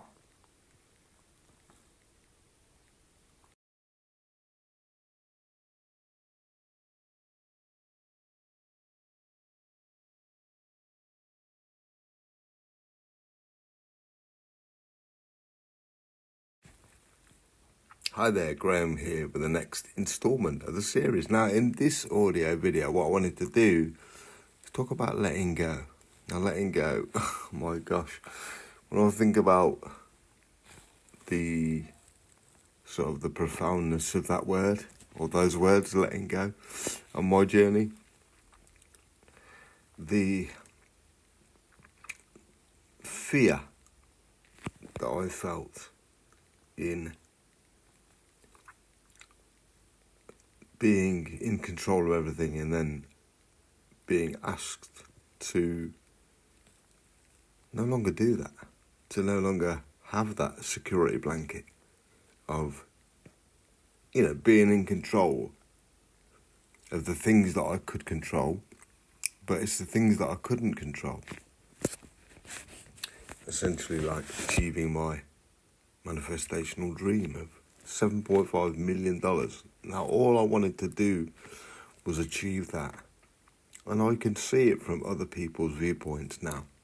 For me, all I wanted to do was achieve that because the significance of that, it's not the money, it's what the money will bring to a boy who was born in a body that he was basically imprisoned in. And it didn't matter whether he had choices, because he couldn't make choices. That was my life. So the only thing that I had was the things that I could do, I would give my all to do. Now that may well be interpreted as control. He's a control freak.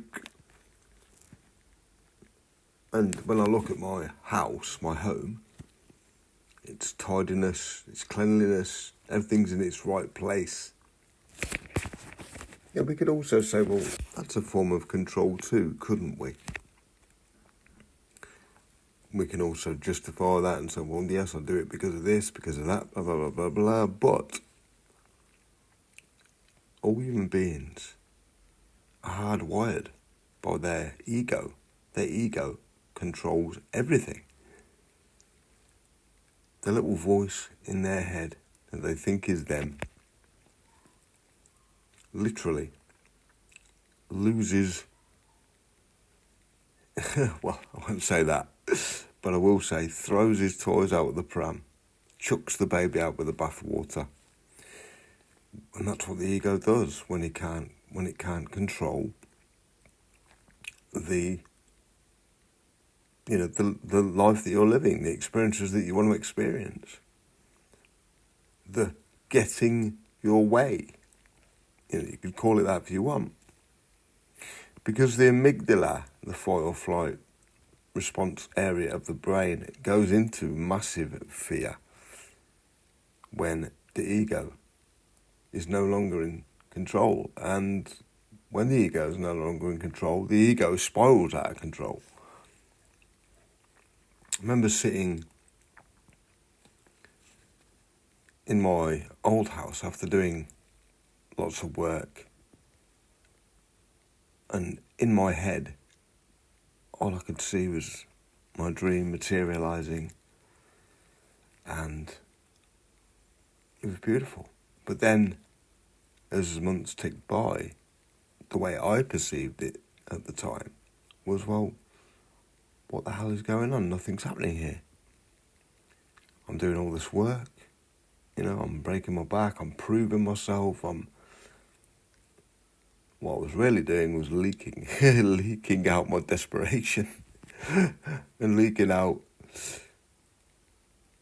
wanting to control time and space and bring it forward now. And not just that, but on a journey that I've had, when I look at the sum total of my life, letting go is probably the scariest thing I could have ever done. And let me tell you this now, letting go now is the most beautiful, peaceful, still place you can ever wish to be. I don't need to control outcomes anymore. I don't need to worry and doubt and be in pain and suffer. When I think of the suffering that I put myself through, I broke my own heart multiple times, broke my soul multiple times.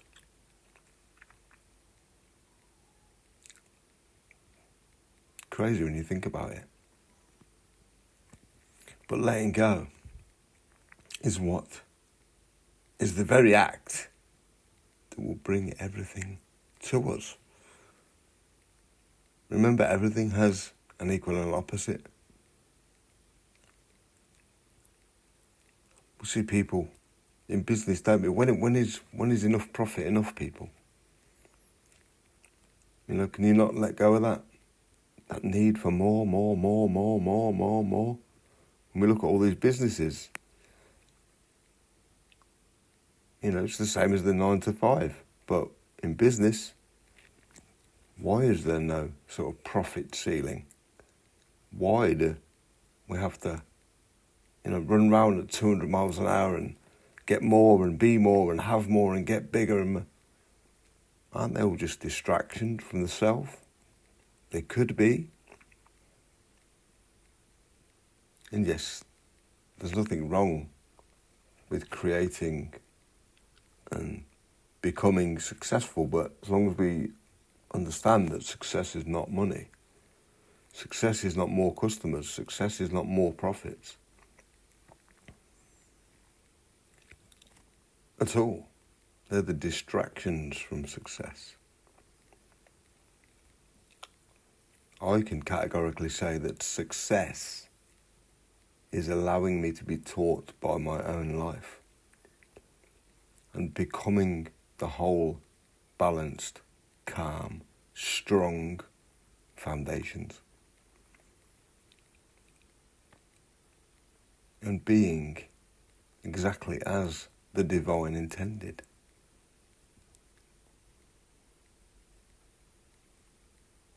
It's like the saying I was trying to come up with before. I thought it slipped my mind, but we have to remain conscious with our eyes open. And in order to do that, like if we examine that sentence, remain conscious with our eyes open. So what I mean is most people who walk around with their eyes open, of course, they're running on the unconscious. The name of the game of life is to walk around in stillness, in consciousness, with your eyes open. Meaning that your life, you will actually get to live, witness, experience, feel, without it passing you by, without you needing to control every single element and moment of your life. Allow your soul a break. Allow your mind a break. Be the observer of both. Because that's what you are, really. That's what we are, aren't we? We're the observer. And we can only become the observer when we've let go of all the other roles that we think we have to control.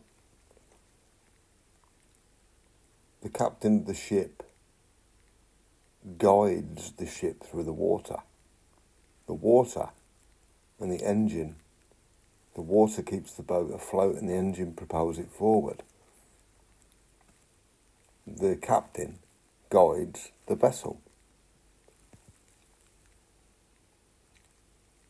Everything else he's let go of, other than the one job, steering that ship calmly through the waters to the destination. Doesn't argue with the water, doesn't want to try and change the journey, doesn't want to make it quicker, doesn't want to make it slower, just is. And he's just steering the ship, and that's what we, fundamentally, it's a good analogy, because that's what we really are here to do in our own lives. We must become the captain of the vessel without the dominance. And it leads you there to the traits of the ego, doesn't it? Because the ego is really what's in control of us. It's the mind, the paradigm, the journey, the stories, the experiences that we've had. And we think that we've got to do, be, and have it all now. As I look at when I wasn't letting go, when I was trying to prove my worth, show my strength, show I could do this role, it's quite crazy really, because how do I let go? Then when I'd have already realised that Sue, my mentor, saw something in me, chose me. She already knows. She already knew. She knew that I was either ready for the role or could be moulded into the role, or had something inside of me which was destined for the role. She knew this. This is why she chose me, and I was there overawed with the possibilities of achieving this incredible manifestation and dream life. And nothing else mattered but achieving it, because it doesn't. To me, nothing else matters but to achieve that goal, because that goal for me is the symbolism of the completion of the journey. And the completion of the journey is letting go of the fractured self and allowing the true, whole, conscious, healed soul self to shine through. And the feeling of peace that comes from letting go. From somebody like me who was riddled in tension, pain, stress, worry, needing to try and control that pain, to make that go away, all this stuff. The freedom is worth more than all the money in the world. I'm saying this, it's coming from my mouth. I am there. And it's a real honour to be there, without emotion actually, because I would have sort of shed tears over this arrival at the state of wholeness that I find myself in now, that I've returned to, that I've remembered. And as my mentor Sue used to say, remember who you are. Give yourself the greatest reward. You may well have that dream or goal. God knows that. That's why God placed it there. You are not needed to control everything. You are needed to let go and realise you never had control in the first place. It was all an illusion. It was an illusion. The greatest act of control you can do is to let go. I really hope you understand the prominence, the pertinence and the power of that word. The strongest act you can do is to let go, because it shows a number of things. It shows, one, that you're well on the way to healing or you're healed. It shows that your ego is the passenger of your life and you are the driver. It shows that you know your place in the hierarchy, God or source, and you in line with. You know your power when you let go. You know the humility of the gifts that have been bestowed upon you by God when you let go. You have found your true self when you let go. Get a pin drop in it. And that's totally fine by me.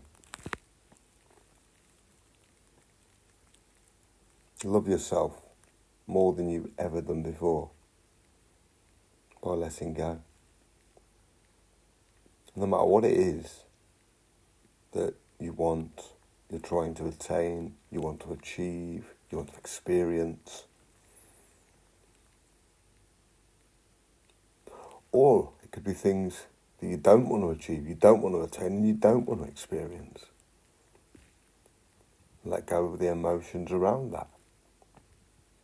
And liberation is yours. Again, it could be small, minuscule acts that we do daily and don't even realise that could be hurting us or harming us. Just let go of them. Just let go.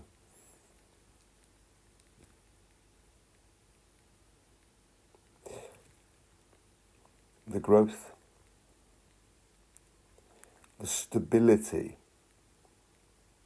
and the self-care that I've found within letting go has been worth the journey alone.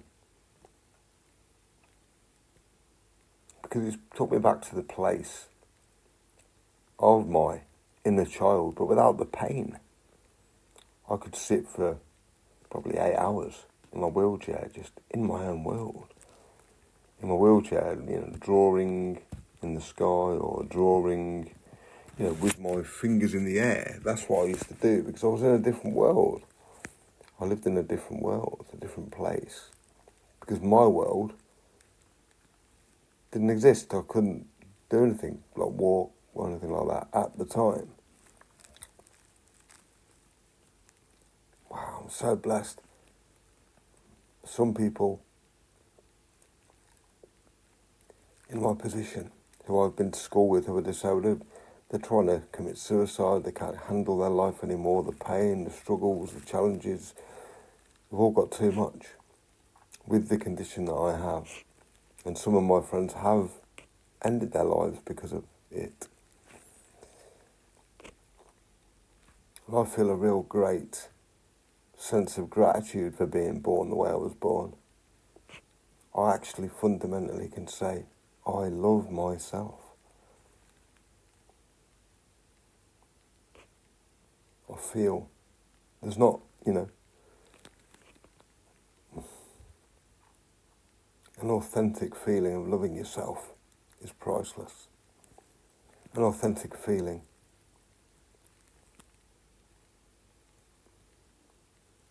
is priceless. An authentic feeling is priceless when you've had a journey like mine. And it's so wonderful to be able to guide you now and sit in this space and share my experiences.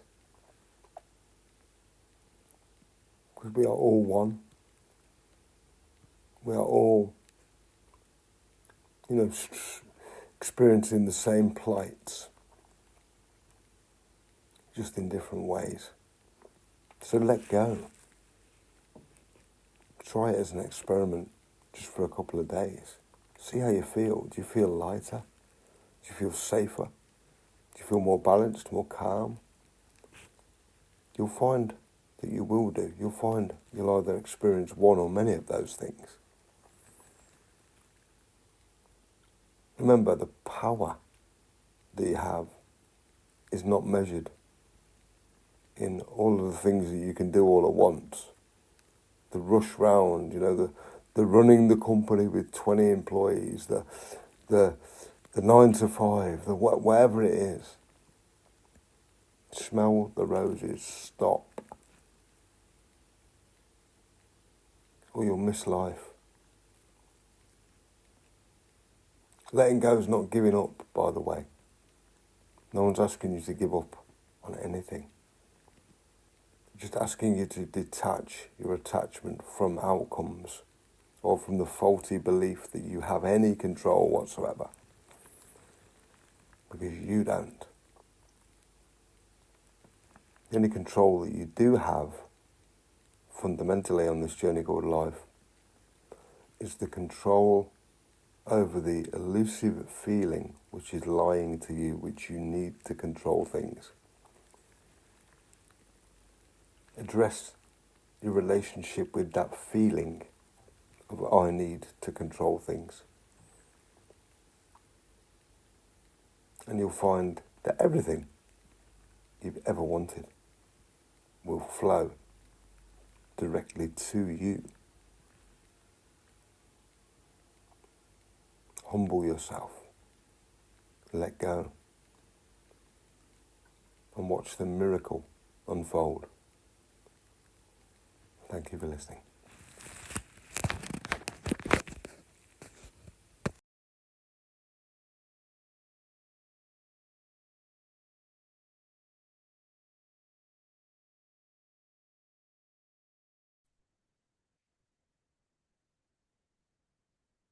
Hi everyone, just Graham Keith here with yet another part of the 12 video series based upon Carl Jung and his journey to wholeness, journey home to wholeness. So in this video, what I wanted to quickly touch upon, and this one will be a shorter video than most because, well, we'll get to why that is in a moment. But this video is entitled Fear Becomes Action, or Fear into Action, or how to move from fear to action. Okay, now on my journey over the last 8 years, initially coming into the journey, I arrived completely unexpectedly in this field and in this arena. And it goes to show really how the universe knows at our core who we really are, doesn't it? And, you know, how can you go from relatively a successful online business marketer or mentor or whatever you want to call it into this field of spirituality, psychology, self-awareness, all that kind of thing? Well, I think the clue really lies within the persona, doesn't it? Because when we're obviously in fear of our true self, then we don't always take the actions that align with our true self, do we? And that was most certainly the case for me, and it is for most of us. I mean, most people, let's not generalize, people have to work. But when you work, the greatest place to be in is working in alignment with your soul, right? Doing what you love to do, right? Doing what fills you up the inside. What is your purpose? And whilst I was involved in online business, there was an element of that which lines up to my authentic journey when I left fear beside and moved into action. You know, what do I mean by that? So coming into a completely new field that I had no understanding of whatsoever was, well, dubious. It was, am I good enough? You know, all those things. Am I good enough? Can I do this? Blah, blah, blah, blah, blah. So I went out and trying to prove myself and justify how, you know, how I can do it. And at my core, of course, I can do it. Of course, I was born for this. And it was the universe rearranging all the pieces to provide me with purpose, in alignment with my true purpose. There's no better feeling. Well, there is actually. There is. But it's a very, very good feeling to have found yourself, to have found your true calling, while you're really here. And I believe that, we're the only creatures that have to pay to live on the planet, right? So imagine a world for a second where you could just go to an ATM and withdraw your cash out and didn't have to work, just as an example. The world would temporarily be a place of bliss if that was the case. People could do that and didn't have to work and whatnot. But it would quickly turn into chaos. Why? Because while people are not managing, they've not been managing themselves, everything would be just too easy. So we need a challenge in our life. And probably the greatest challenge in our life is transcending fear and moving through fear. And I believe that is the greatest work we can do, because when we can move through fear, then we begin oiling the cogs of the machine that allow us to take action. But whilst we're rooted in fear, how can we take action?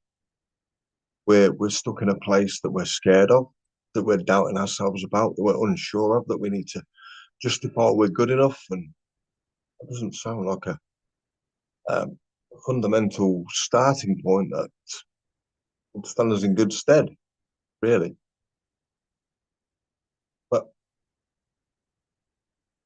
universally, on our journey, we know that in order to get and do and achieve something new, then we have to take new action. And fear is false evidence appearing real, or false emotion appearing real. Whatever it is, it's false. So, like the analogy of the endless cash machines that we can just all go to and withdraw our money instead of working, that the greatest reward isn't a free cash, if you like. It's the freedom from fear. But that comes with responsibility, which is what I was touching upon about the cash analogy, because it would turn into chaos, you know, otherwise. So fear is a wonderful gift, like everything on this journey. It's a wonderful gift. It keeps you rooted where you don't want to be. And it could happen for so long that eventually your soul is calling out from inside of you if you're not getting the results you want. Change the way you think or take different actions. And the only reason you don't take the actions is because you're fearful of, none of us can know the future, sort of thing. But if we don't take the action, we don't change the inner state, then we will keep attracting that state with which we approach life. And if we're full of fear, then we're going to remain in the same place, attracting the same things, which is also good because, believe you me, if you've been in the same place for long enough, the soul starts speaking to you. The very act of creating these video series right now is an act of moving from fear into action, essentially. Okay, maybe not much fear, but there's a trepidation, I want to do a good job. I want to do my best to share my experiences of my journey and maybe help and support and assist whoever's watching this. That's the trepidation I feel in that, because I want to do a good job. And I'm blessed to believe that I'm doing a good job. And I'm humble enough to know when I'm not. And I'm humble enough to know also when, the whole journey's humbled me. I feel so I just feel so home. Just feel home. And, look at fear interaction in many other ways as well. I mean, look at how we feel when we're in a state of fear. Do we, why would we want to sit and stay there? But look at, the most of the world population. Everything stays the same until it doesn't. And it doesn't because fear has played its role, kept us in a place where we don't want to be. In our own cell with a key next to us, essentially. Because if fear is an illusion, false evidence appearing real, why would we not act to create change? Because here's why. It all goes back to the stored unconscious beliefs or the areas of trauma that we've experienced in our life. But when we understand that putting our own oxygen mask on first and realizing that our whole life, everything within it, is guiding us from fear to authenticity, to love, to wholeness, to the truth of who you are, then I can actually say that we can sit in fear if we want to, for as long as is necessary, because the universe will send us a deliverance of the gift of the lesson of that message, which is ultimately fear will turn into action spontaneously or by your choice. So ultimately, because fear is a false emotion or false evidence appearing real, it categorically proves itself to be false. Because if you sit in fear long enough, your soul speaks. And that's when you do act and you make change. So is fear valuable? Yes, it is. Is fear a necessity? Yes, it is. Am I, am I saddened by my fears? Am I worried about sharing my fears? No, because my fears are what have made me me today. And it's the same for you, same for all of us. How we see fear is the key, really, isn't it? When we know from a heightened level of consciousness that fear is that false emotion appearing real, false evidence appearing real, then we can choose, like I said, to move through it, or we can wait through fear, through doubt, through traumas, through past experiences, and ultimately fear will be shaken off by the voice of our soul, which will kick in eventually, and you'll hear it. Could be in a nudge, could be in a I can't do this anymore, could be I've had enough of this, I want change. And that's how fear is fantastic. Fear naturally turns into action. So it's a flow, much like currency and much like love and much like energy. It's a flow. So never ever worry if you're in fear. It's teaching you something. There's a lesson within it. There was a reason it is up in your experience and being given to you. So just reframe how you see fear. Reframe fear. Fear is the little man at the end of the Wizard of Oz film in the behind the curtain. Really is. And yet we grant it so much power in our lives, don't we? And the whole purpose of fear is the duality itself. It pops up, to show us there is another way and we have another choice. So fear into action is a naturally occurring thing. Don't get bogged down in it. Don't feel that you're cocooned, stuck in fear, because genuinely, you're not. Fear is literally, fear is what will get you out of fear. Makes sense? So everything on this beautiful journey is just that. Everything serves a purpose, has a reason, and is there for your highest beneficial good and growth. Thank you for listening. I'll see you in the next video. Take care.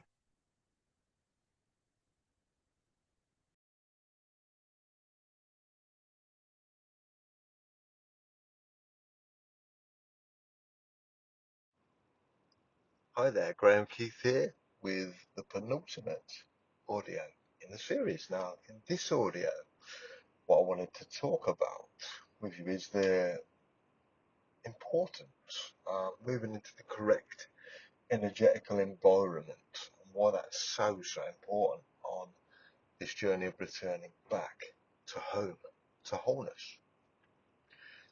So I can take you on a journey through my life's experience about, which essentially has fundamentally shown me that yes, I was born in the correct environment.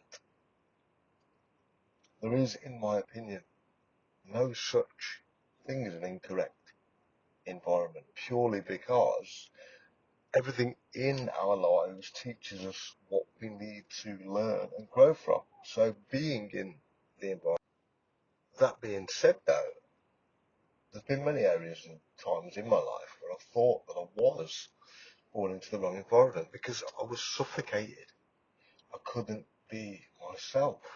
When I was myself, I was shunned, I was ridiculed, I was dismissed, I was ignored, I was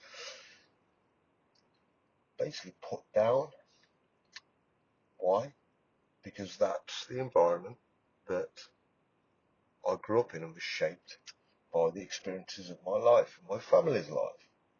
Being born into a family of a great traumatic pain at the time I was born when my dad died of a brain tumour, you can only imagine the energy that my family were in. My sisters, who I love dearly, my mum, who I love dearly, who's no longer with us, bless her, and my dad, who's no longer with us, who I love dearly, don't know him, but I do, in a sense. But the environment I grew up in was riddled in pain, obviously, pain of loss, and couple that with my severe needs of disability and physical therapy required every day, my mum and my sisters helping me out with that. There was always an undercurrent from my sisters, in my opinion, and I love them dearly, of obviously protection over their little disabled brother, but it did go a little bit further than that. There was resentment, which I can understand, because my sisters didn't get the time and attention that I got, because I had needs they didn't have. So I can understand that resentment there and why that happened. But what I did do was I took on that resentment. Why wouldn't I? I was a child at the time. Totally normal in a child's mind, a child's life. And I began to go within myself even more because I felt suffocated. I couldn't be who I truly was. I can't talk to my family about these depths of truth and these spiritual realities and this training that I'm going through with you now. Because why? Because they're not on that energetical frequency. They're not interested in it. They don't, they don't have any knowledge of it. They don't want to have any knowledge of it. And that's okay. That's their gig. That's their choice. And that's their particular journey. And that's fine. So, again, in saying all of this though, I've got to also say that the environment that I grew up in was extremely narcissistic, extremely, I mean, why wouldn't it be? Two young girls just lost their dad, little boy just lost his dad, and my mum just lost her husband. Obviously, they're in a lot of pain. They're unable to process their anger, their feelings, their thoughts, and therefore, as a result of that, they're quick to snap, quick to be sort of nasty, quick to do all the things that narcissistic energy does.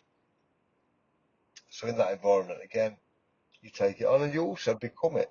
You also become it, because being in the environment that isn't aligned with you for too long, as with anything, repetition comes into our reality as an energy state that we take on. So being in the wrong, in inverted commas, environment is a wonderful gift, like all the gifts on all of the journey of life. It's the totality of consciousness when you can sit back and step back and say, everything in my life, my environment, the people I grew up in, all the struggles, the challenges, the pain, the suffering, the doubt, all of that was necessary. The wrong environment, in inverted commas, was necessary.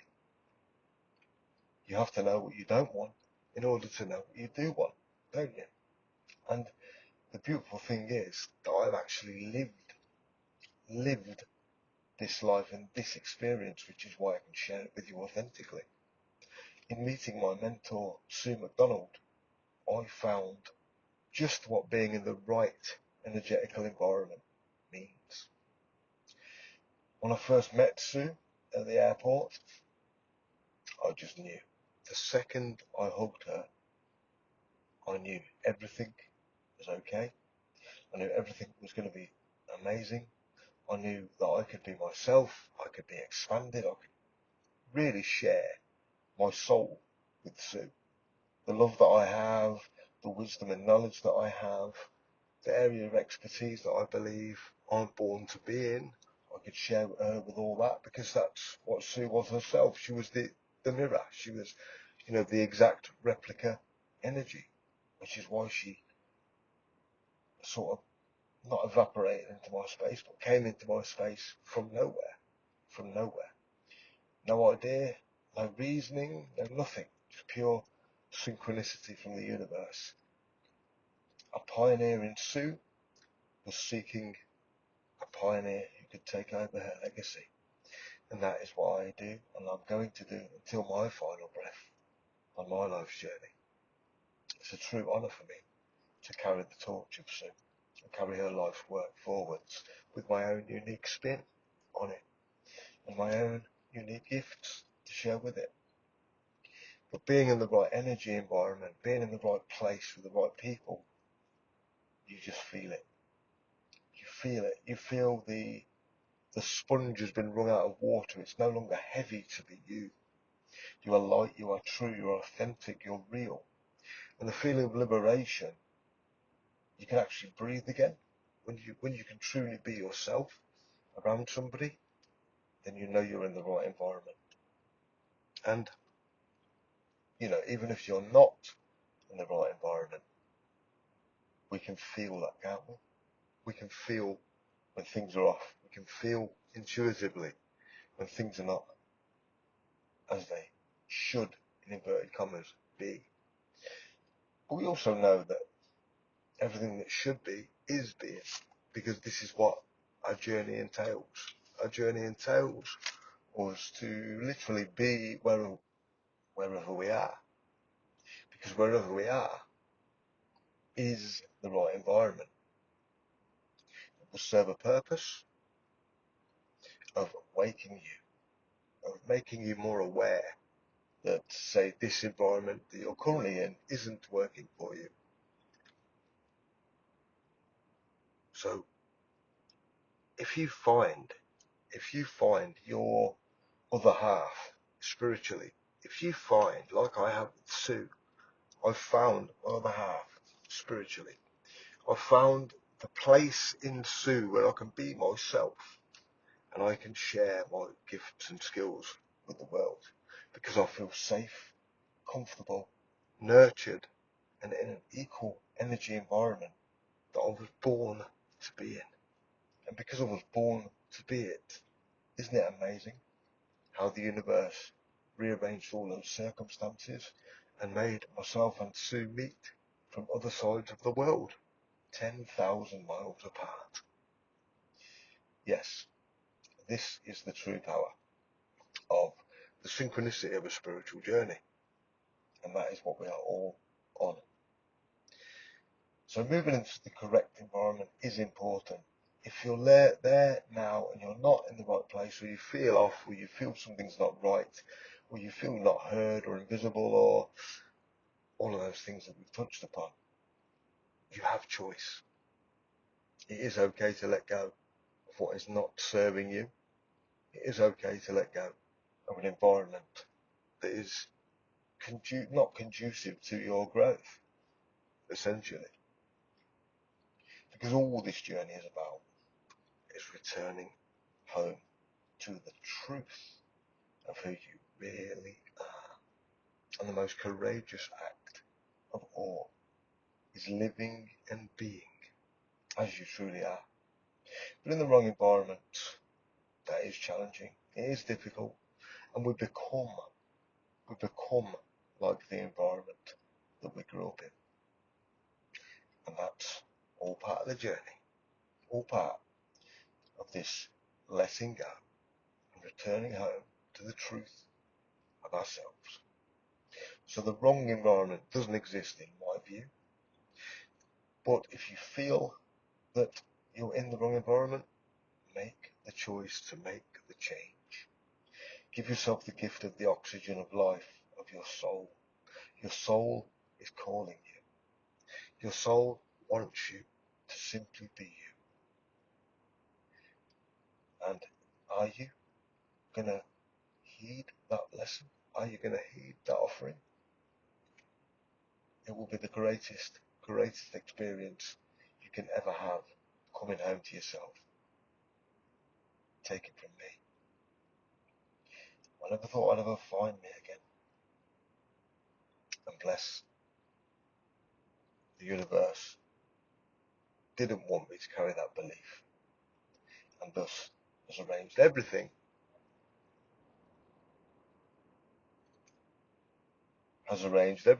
so beautifully to allow my soul to be reborn in the correct environment, which is right here, right now. I wish you abundance and blessings. Thank you for listening. I'll see you on the final part, which is coming next. Just Graham here with a little interlude before we move on to the final part of the 12 habits that transform our life back into wholeness and truth for the soul. So what is the interlude and interjection? Well, I wanted to add a couple of things to the truth really of the wrong, in inverted commas, energetical environment. I think the fundamental key to understanding our energetical environment is quite simply put in one sentence. The environment in which we grow up, which doesn't nourish us, effectively creates an inner environment within us of self-poverty. Self-poverty. And when I say I came from an impoverished background and grew up in an impoverished background, I don't mean financially, although we did grow up poor, but I had everything that I could ever want in terms of the love of my mum. What more can we possibly need? But self-poverty is ultimately what's created when we're in the wrong environment, because we're going into lower vibrational states. We're trying to fit a round peg in a square hole, aren't we? And that's very, very difficult. Actually, no, it's impossible to do. Which is why, ultimately, our journey will always bring us back to the truth of who we are.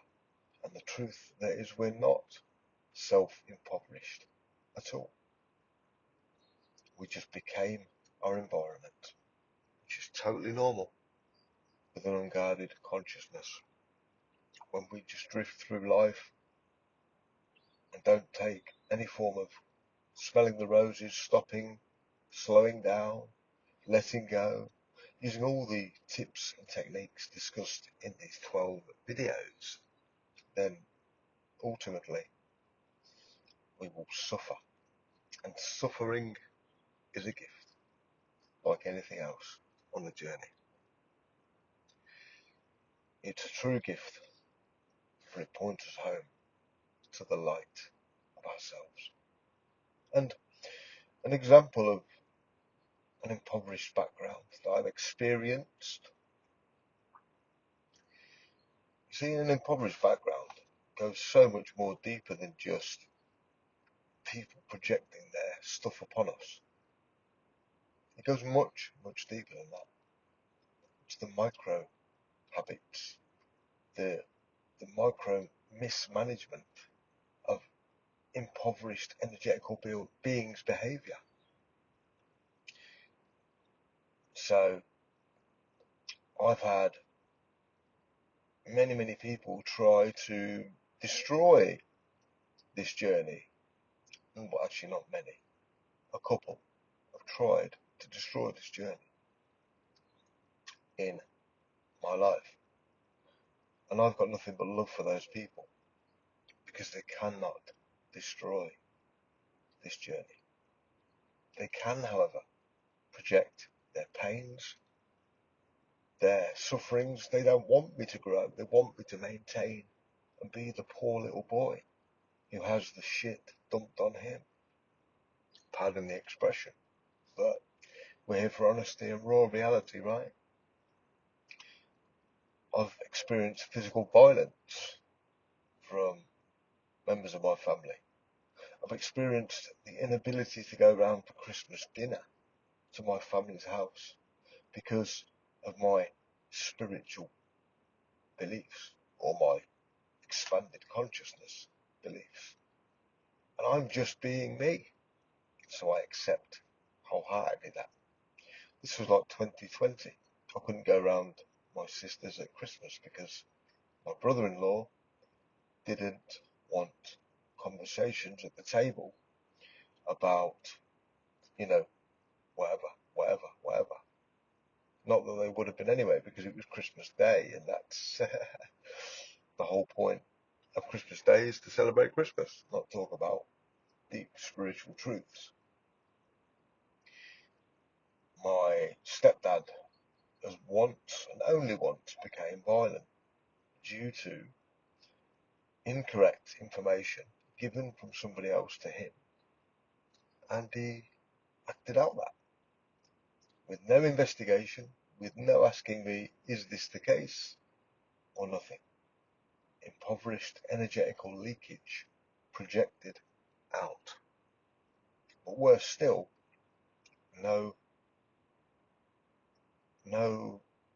attempt to come to the source, which was me, and ask me, hey, is this the way it is? Is that the way it is? No, just a pure assumption and an act of leakage, of projection, which I was the intended target for, which I let go and have let go for many years now. See, I understand why people do what they do, and I understand why I do what I do. And I only understand why I do what I do, and thus what other people do as a result of this journey. This journey has literally given me everything I could ever dream of on an inside job, an energetical way.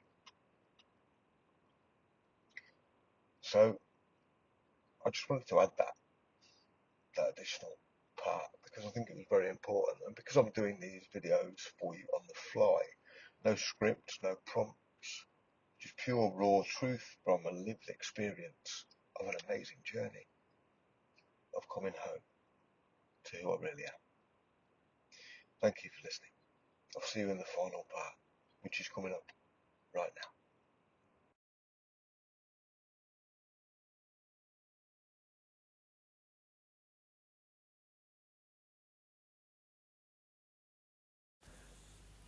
Hi there, Graham Keith here with part 11 of this video series for you today. Now, today we're going to be talking about rewriting our inner story, okay? Now, the reason why we rewrite our inner story is because all of our lives are governed by stories, aren't they? They're governed by the wounds we took on, the pain we endured, the suffering we endured, the problems we endured, the false beliefs we have, the doubts, the justifications, the judgments, the self-assumptions that don't serve us. They're all individual stories. And remember, our story is the mirror, and the mirror will reflect back our story, thus in line with universal law. So if your story, like mine, was a giant lemon, very sour, bitter and painful, then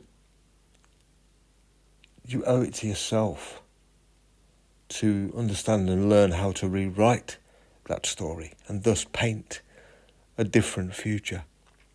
Because all of our stories are based upon, more than likely, a childhood perception.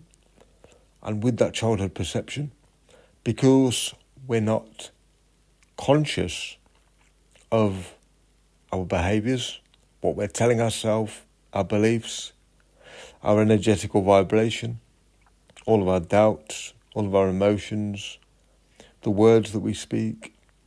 When we're unconscious, then the words are unconscious. They're not directing our future. They're not creating what we want.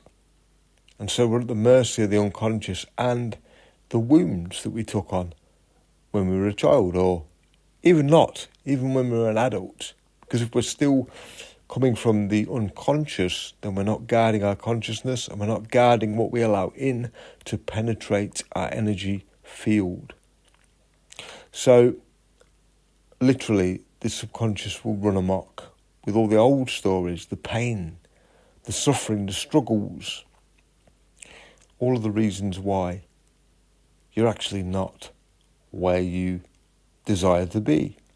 But remember, Rome was not built in a day, and your story, although can be rewritten energetically, we must be authentic and do the deep inner work to rewrite our story.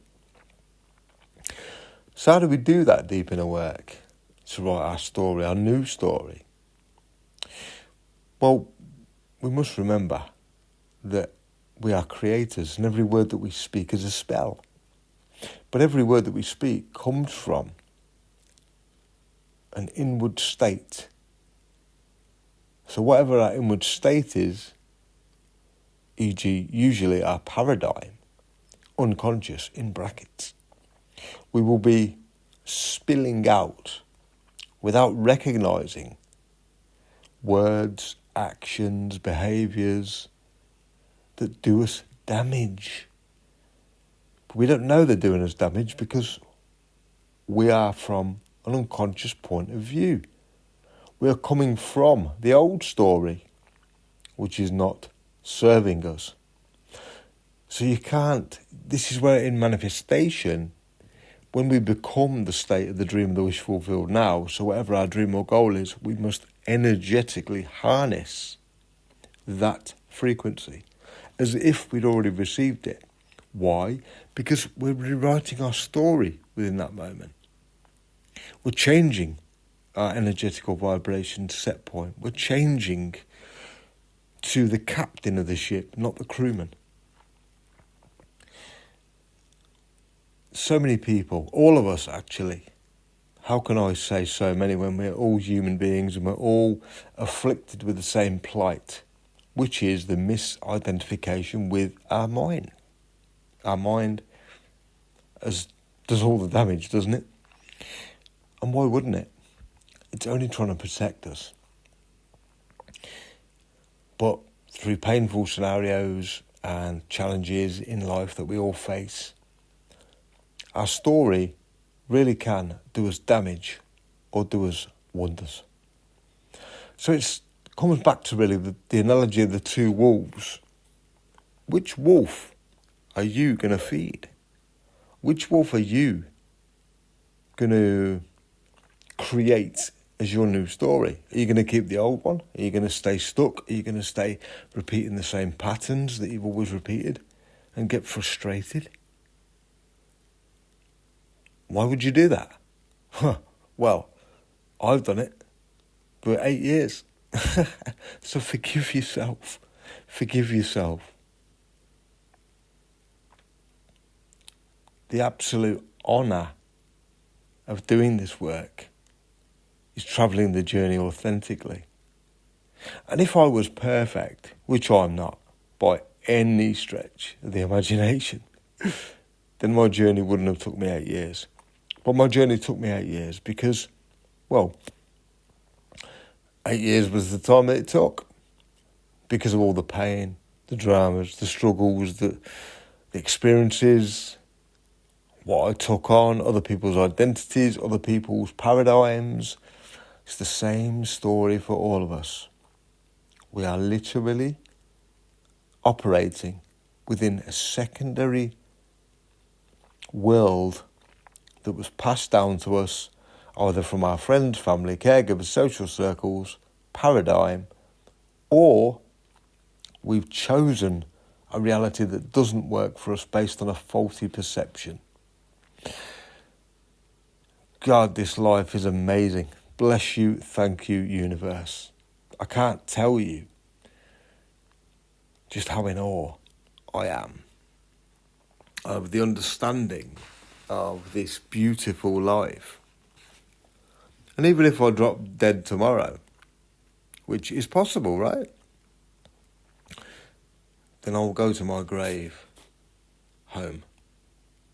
I'll be home before I go home, if that makes sense.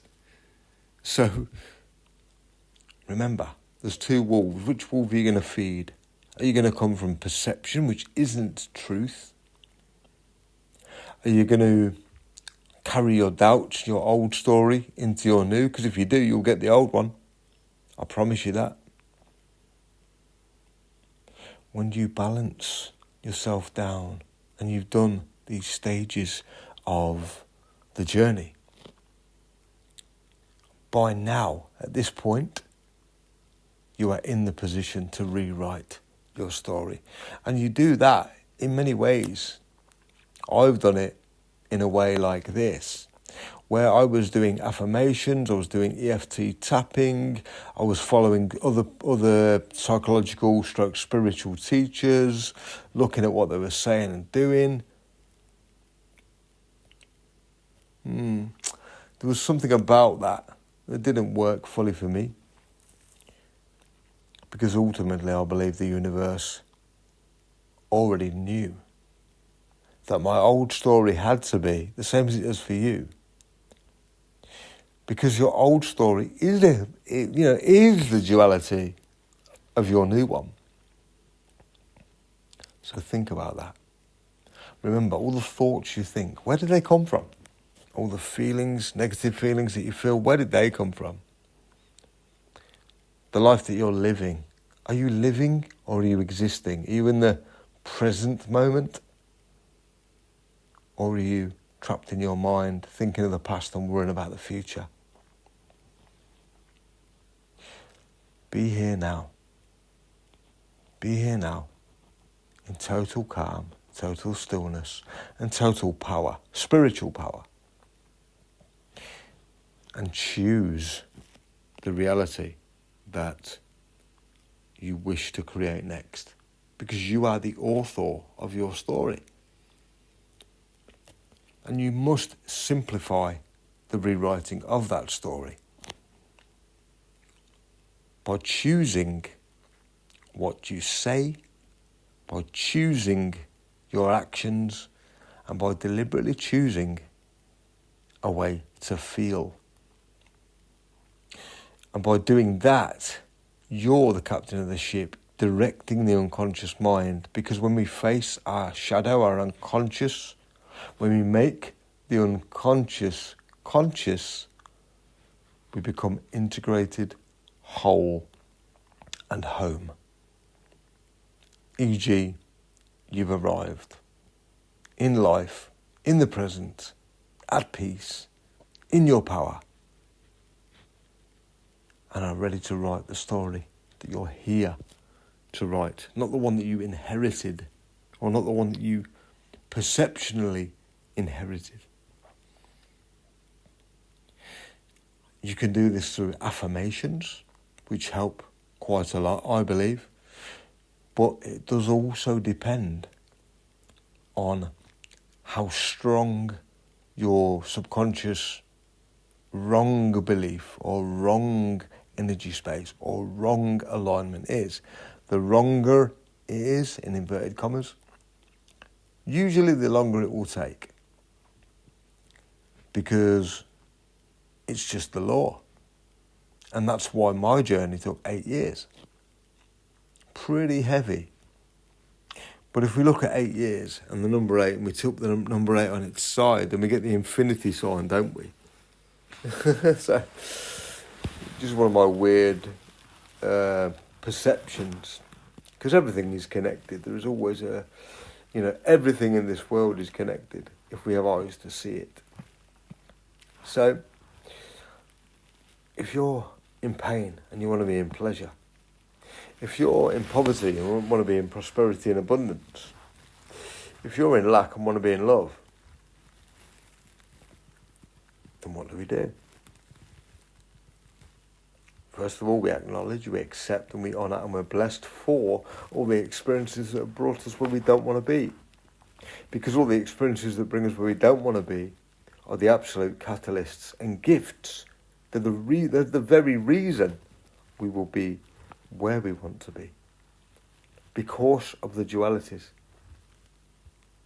Remember, the only key is to become aware. To become aware of yourself. And you can only do that by being slow and still. So rewriting your reality is on your shoulders. I did it for me, you can do it for you. Follow the teachings in these 12 videos and you will be well on the way. Just like my mentor Sue McDonald has done with me over this 8-year journey so far, and she's been phenomenal. It's been difficult, challenging, stressful, anxiety-filled, but it's also been wonderful, blessed, loving. I'm in the right environment with the right person, and I can tell you categorically I've never felt so amazing in my life. Never felt so good in my life. Why? Because I've rewritten my story. I'm aligned with my truth. I have a purpose. I have all the skills, gifts, abilities given to me by God, Source, the universe, whatever you want. And I have an abundance and an unlimited amount of wisdom for which I am blessed. And so do you. You're no different to me. No different at all. So sit at the foot of your life and realise that, you really do have the power to rewrite your reality. All of the things you took on, probably more than half of them, were never even yours in the first place. Just your perception of them. And so, the perception is key. And the perceptions we have and hold are coming from one of the two wolves. Is it the poor wolf, the bad wolf, the sad wolf, or is it the abundant wolf, the happy wolf, and the balanced wolf? Which one's it going to be? It literally comes down to a choice from love or fear. And I know which choice. My journey has given me in abundance. We can take on many and varying things. Even the most innocent, flippant comment when we're in our unconscious can be misperceived and misconstrued and can have a detrimental effect on our lives for years, for decades maybe. But it could have been completely innocent. Just like the parking ticket guy at Heathrow Airport when I spoke to you about that in one of the previous videos. It's a very good example, really.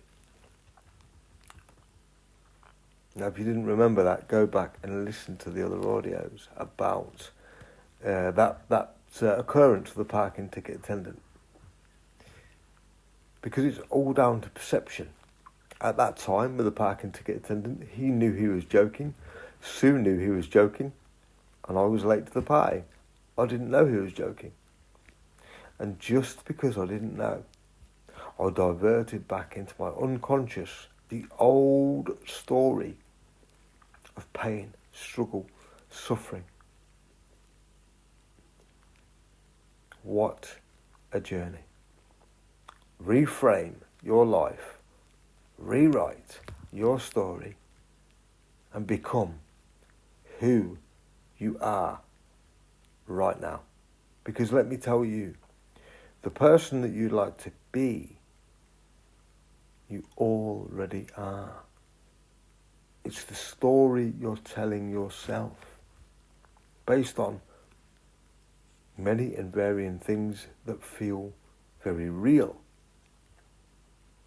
But guess what? They're not real. They're not real.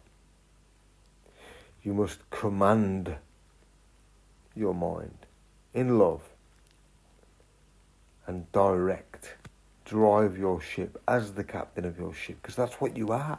You are the captain of your ship. You do have the pen to write the new script for your life. And we're about to see that in action in my life. Because of the rewriting of the story brings a whole new life. A life which I've earned, and I'm very, very blessed to have just about been able to hold on and materialise and manifest my dream and goal. And I'm in awe, totally in awe with the universe. And I will never again, ever again, doubt the spiritual power and the wonder that is the magnificence of this journey called life, and the universe and the synchronicities and all the occurrences that have made my journey possible. From the depths of a young child in a wheelchair praying for a dream that only he could see, in a family that didn't get him, didn't understand him. We're about to see magic take place. And I'm so honoured and humble.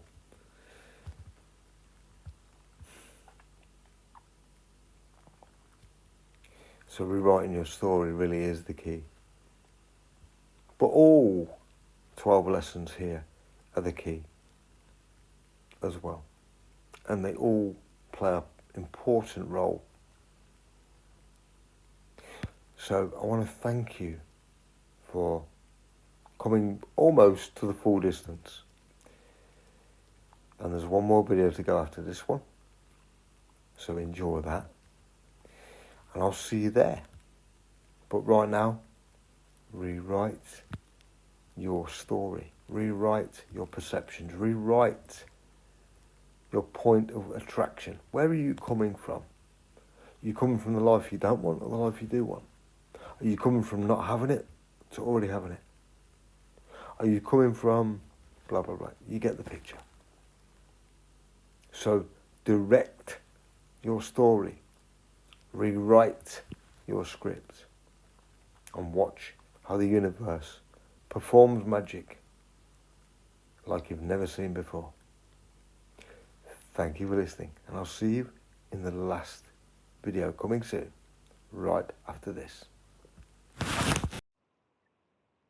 Hi there, just Graham here with the final part of the 12 Habits series. So in the final part, I hope you enjoyed so far all of the 11 other videos and audio productions that we've made for you today. But the last one is the one that really stirs and invokes emotion in me.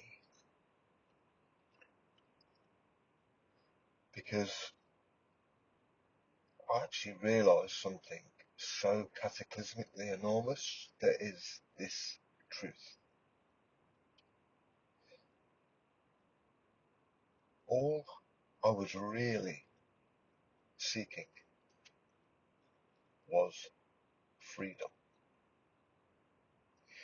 In my mind as a child, I had mistaken that freedom for a financial freedom, a financial manifestation, a financial incoming rush of abundance.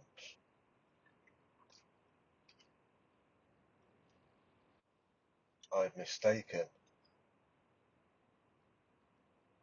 what I was truly seeking. What I was truly seeking was myself.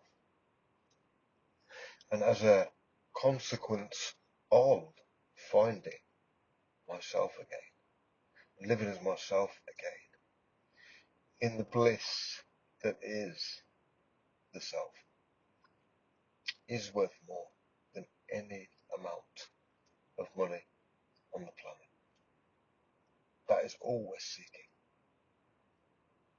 When we truly analyse, literally everyone is only seeking the same thing. They're seeking to become themselves.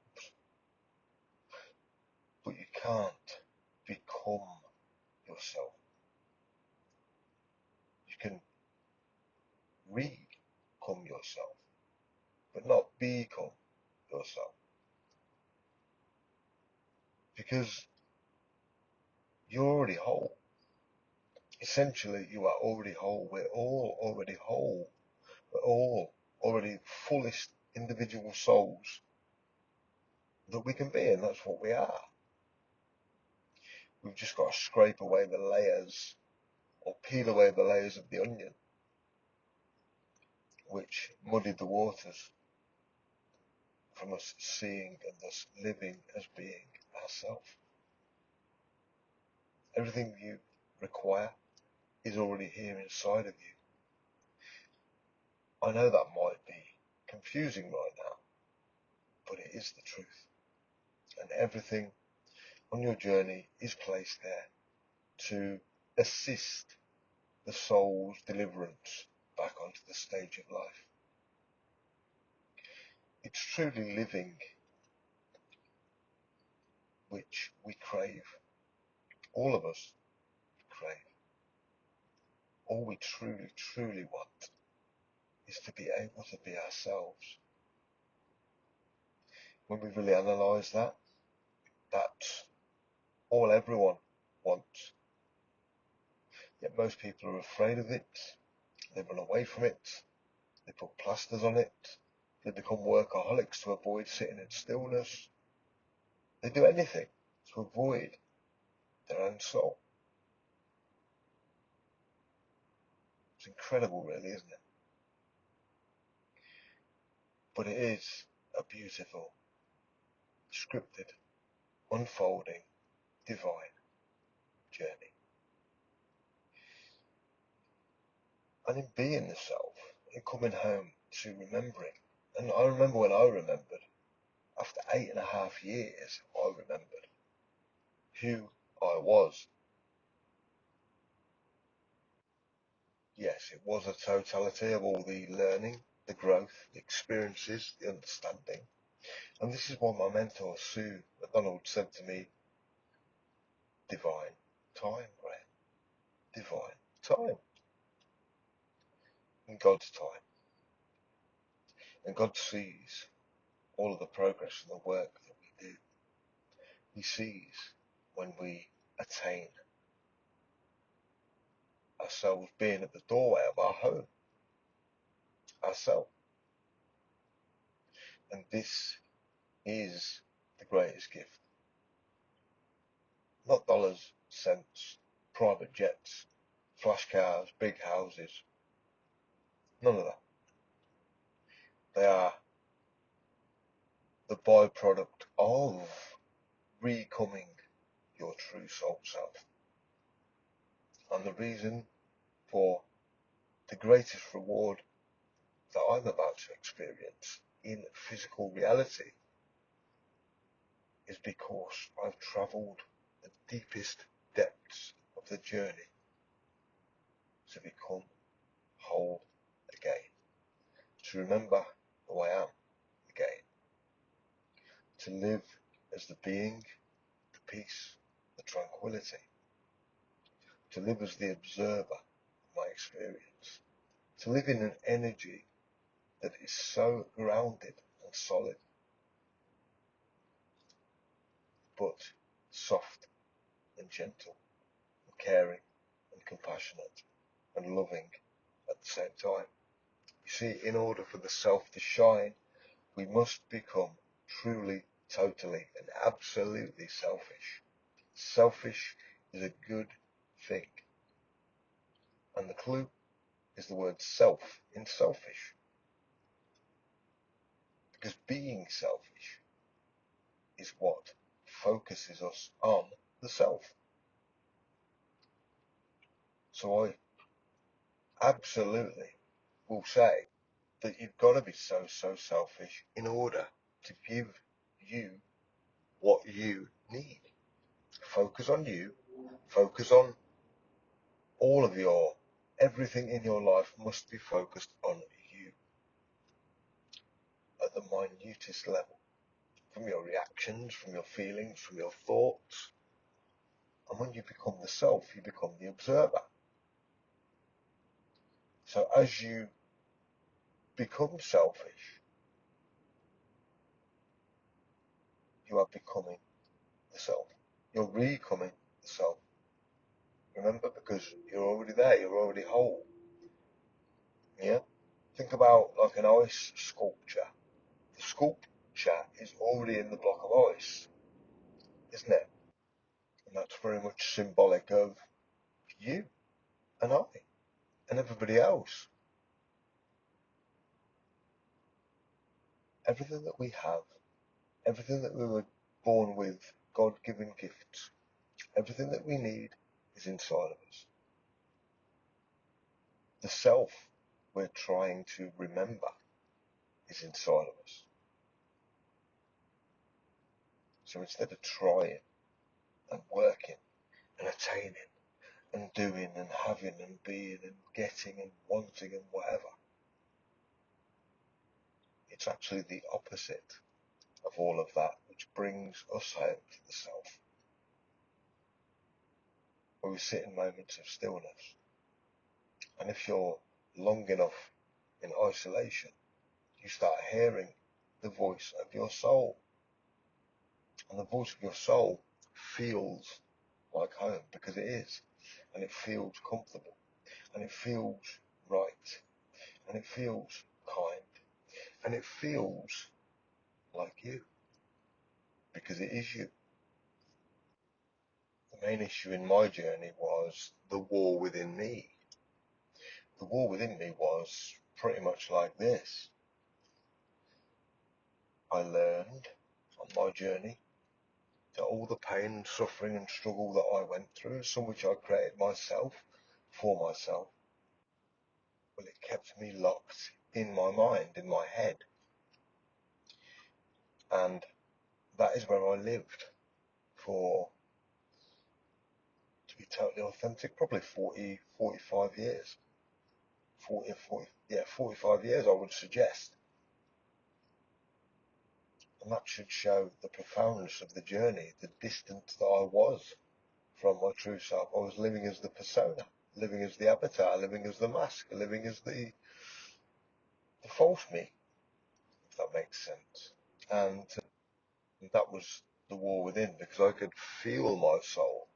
I could feel feelings, and I could feel my soul. I could feel negative feelings, emotions, all of that, but I felt my soul. I knew underneath it all, I was still there. I could feel me. And because I made a conscious decision to hide my abuse when I was a child, because of the fact that it was a conscious choice that I made to change myself, to get away from this character who, didn't want to display the fact that he was abused on top of everything else. That's how I lost myself. But I found my way back. And it's such a blessing to say that I'm immovable. I'm unshakable. I am strong. But I'm strong in the qualities that matter. And the qualities that matter is being what we truly are. The war within me, therefore, I was locked in my mind. I could hear my soul, and I was constantly at loggerheads with which voice to listen to. And that is the beauty of the journey. Like I said from the outset, everything that we require is inside of us right now. Everything that we need is inside of us right now. And we must remember who we already are, because we already are it. The pinnacle, or the penultimate sort of end to my story of pain and my remembrance and reawakening of myself and living as my soul came in a quiet moment where I was sat at home on my own in my wheelchair. My mentor was not around at the time. I didn't know where she was, if she was okay. And it dawned on me, I suffered so much. I had chosen to suffer. And yet the whole lesson for my mentor leaving for a short time was just like everything else on this journey. An opportunity presented to me to find the learning, to find the shift within myself. And instead of worrying and panicking, although I did do that for a while, because I loved seeing my mentor and I didn't know if she was okay. But the fundamental final shift came in a silent moment, essentially just a silent moment. The moment was simply a feeling, and the feeling said this: enough. Enough. The white flag of surrender was raised in that moment. I was doing it all to myself because I was imbalanced and I was out of center. I was out of being.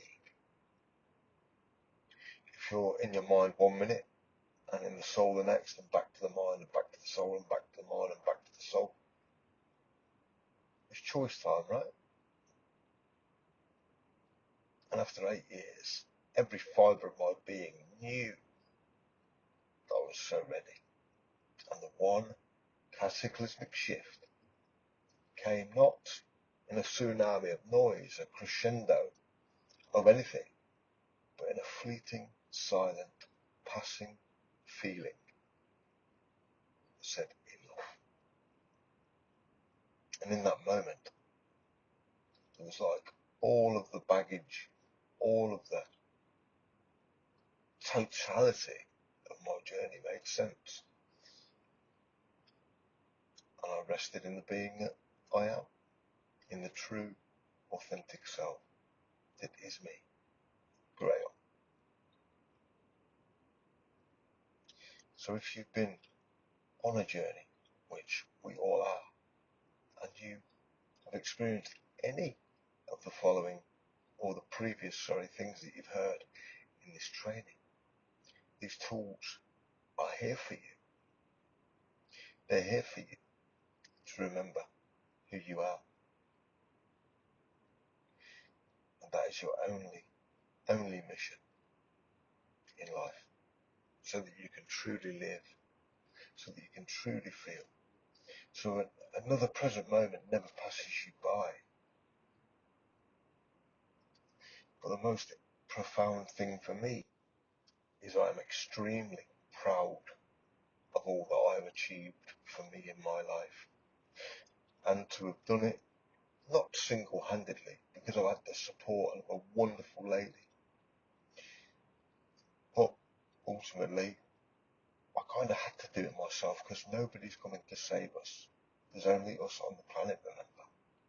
And doing for somebody else is not authentic. So therefore,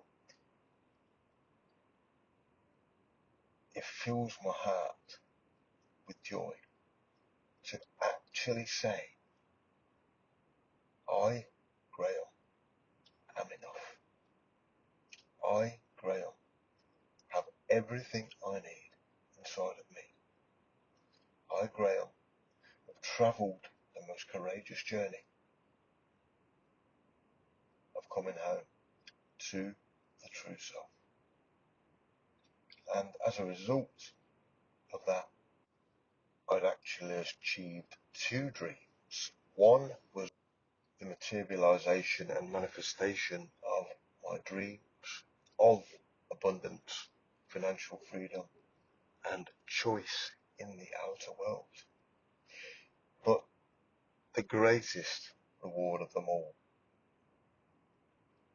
really is coming home to love the skin you're in. Because loving the skin that you're in all of its forms,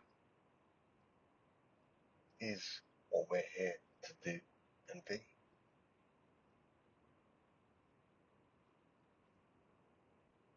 What a journey. Well, thank you very much for listening,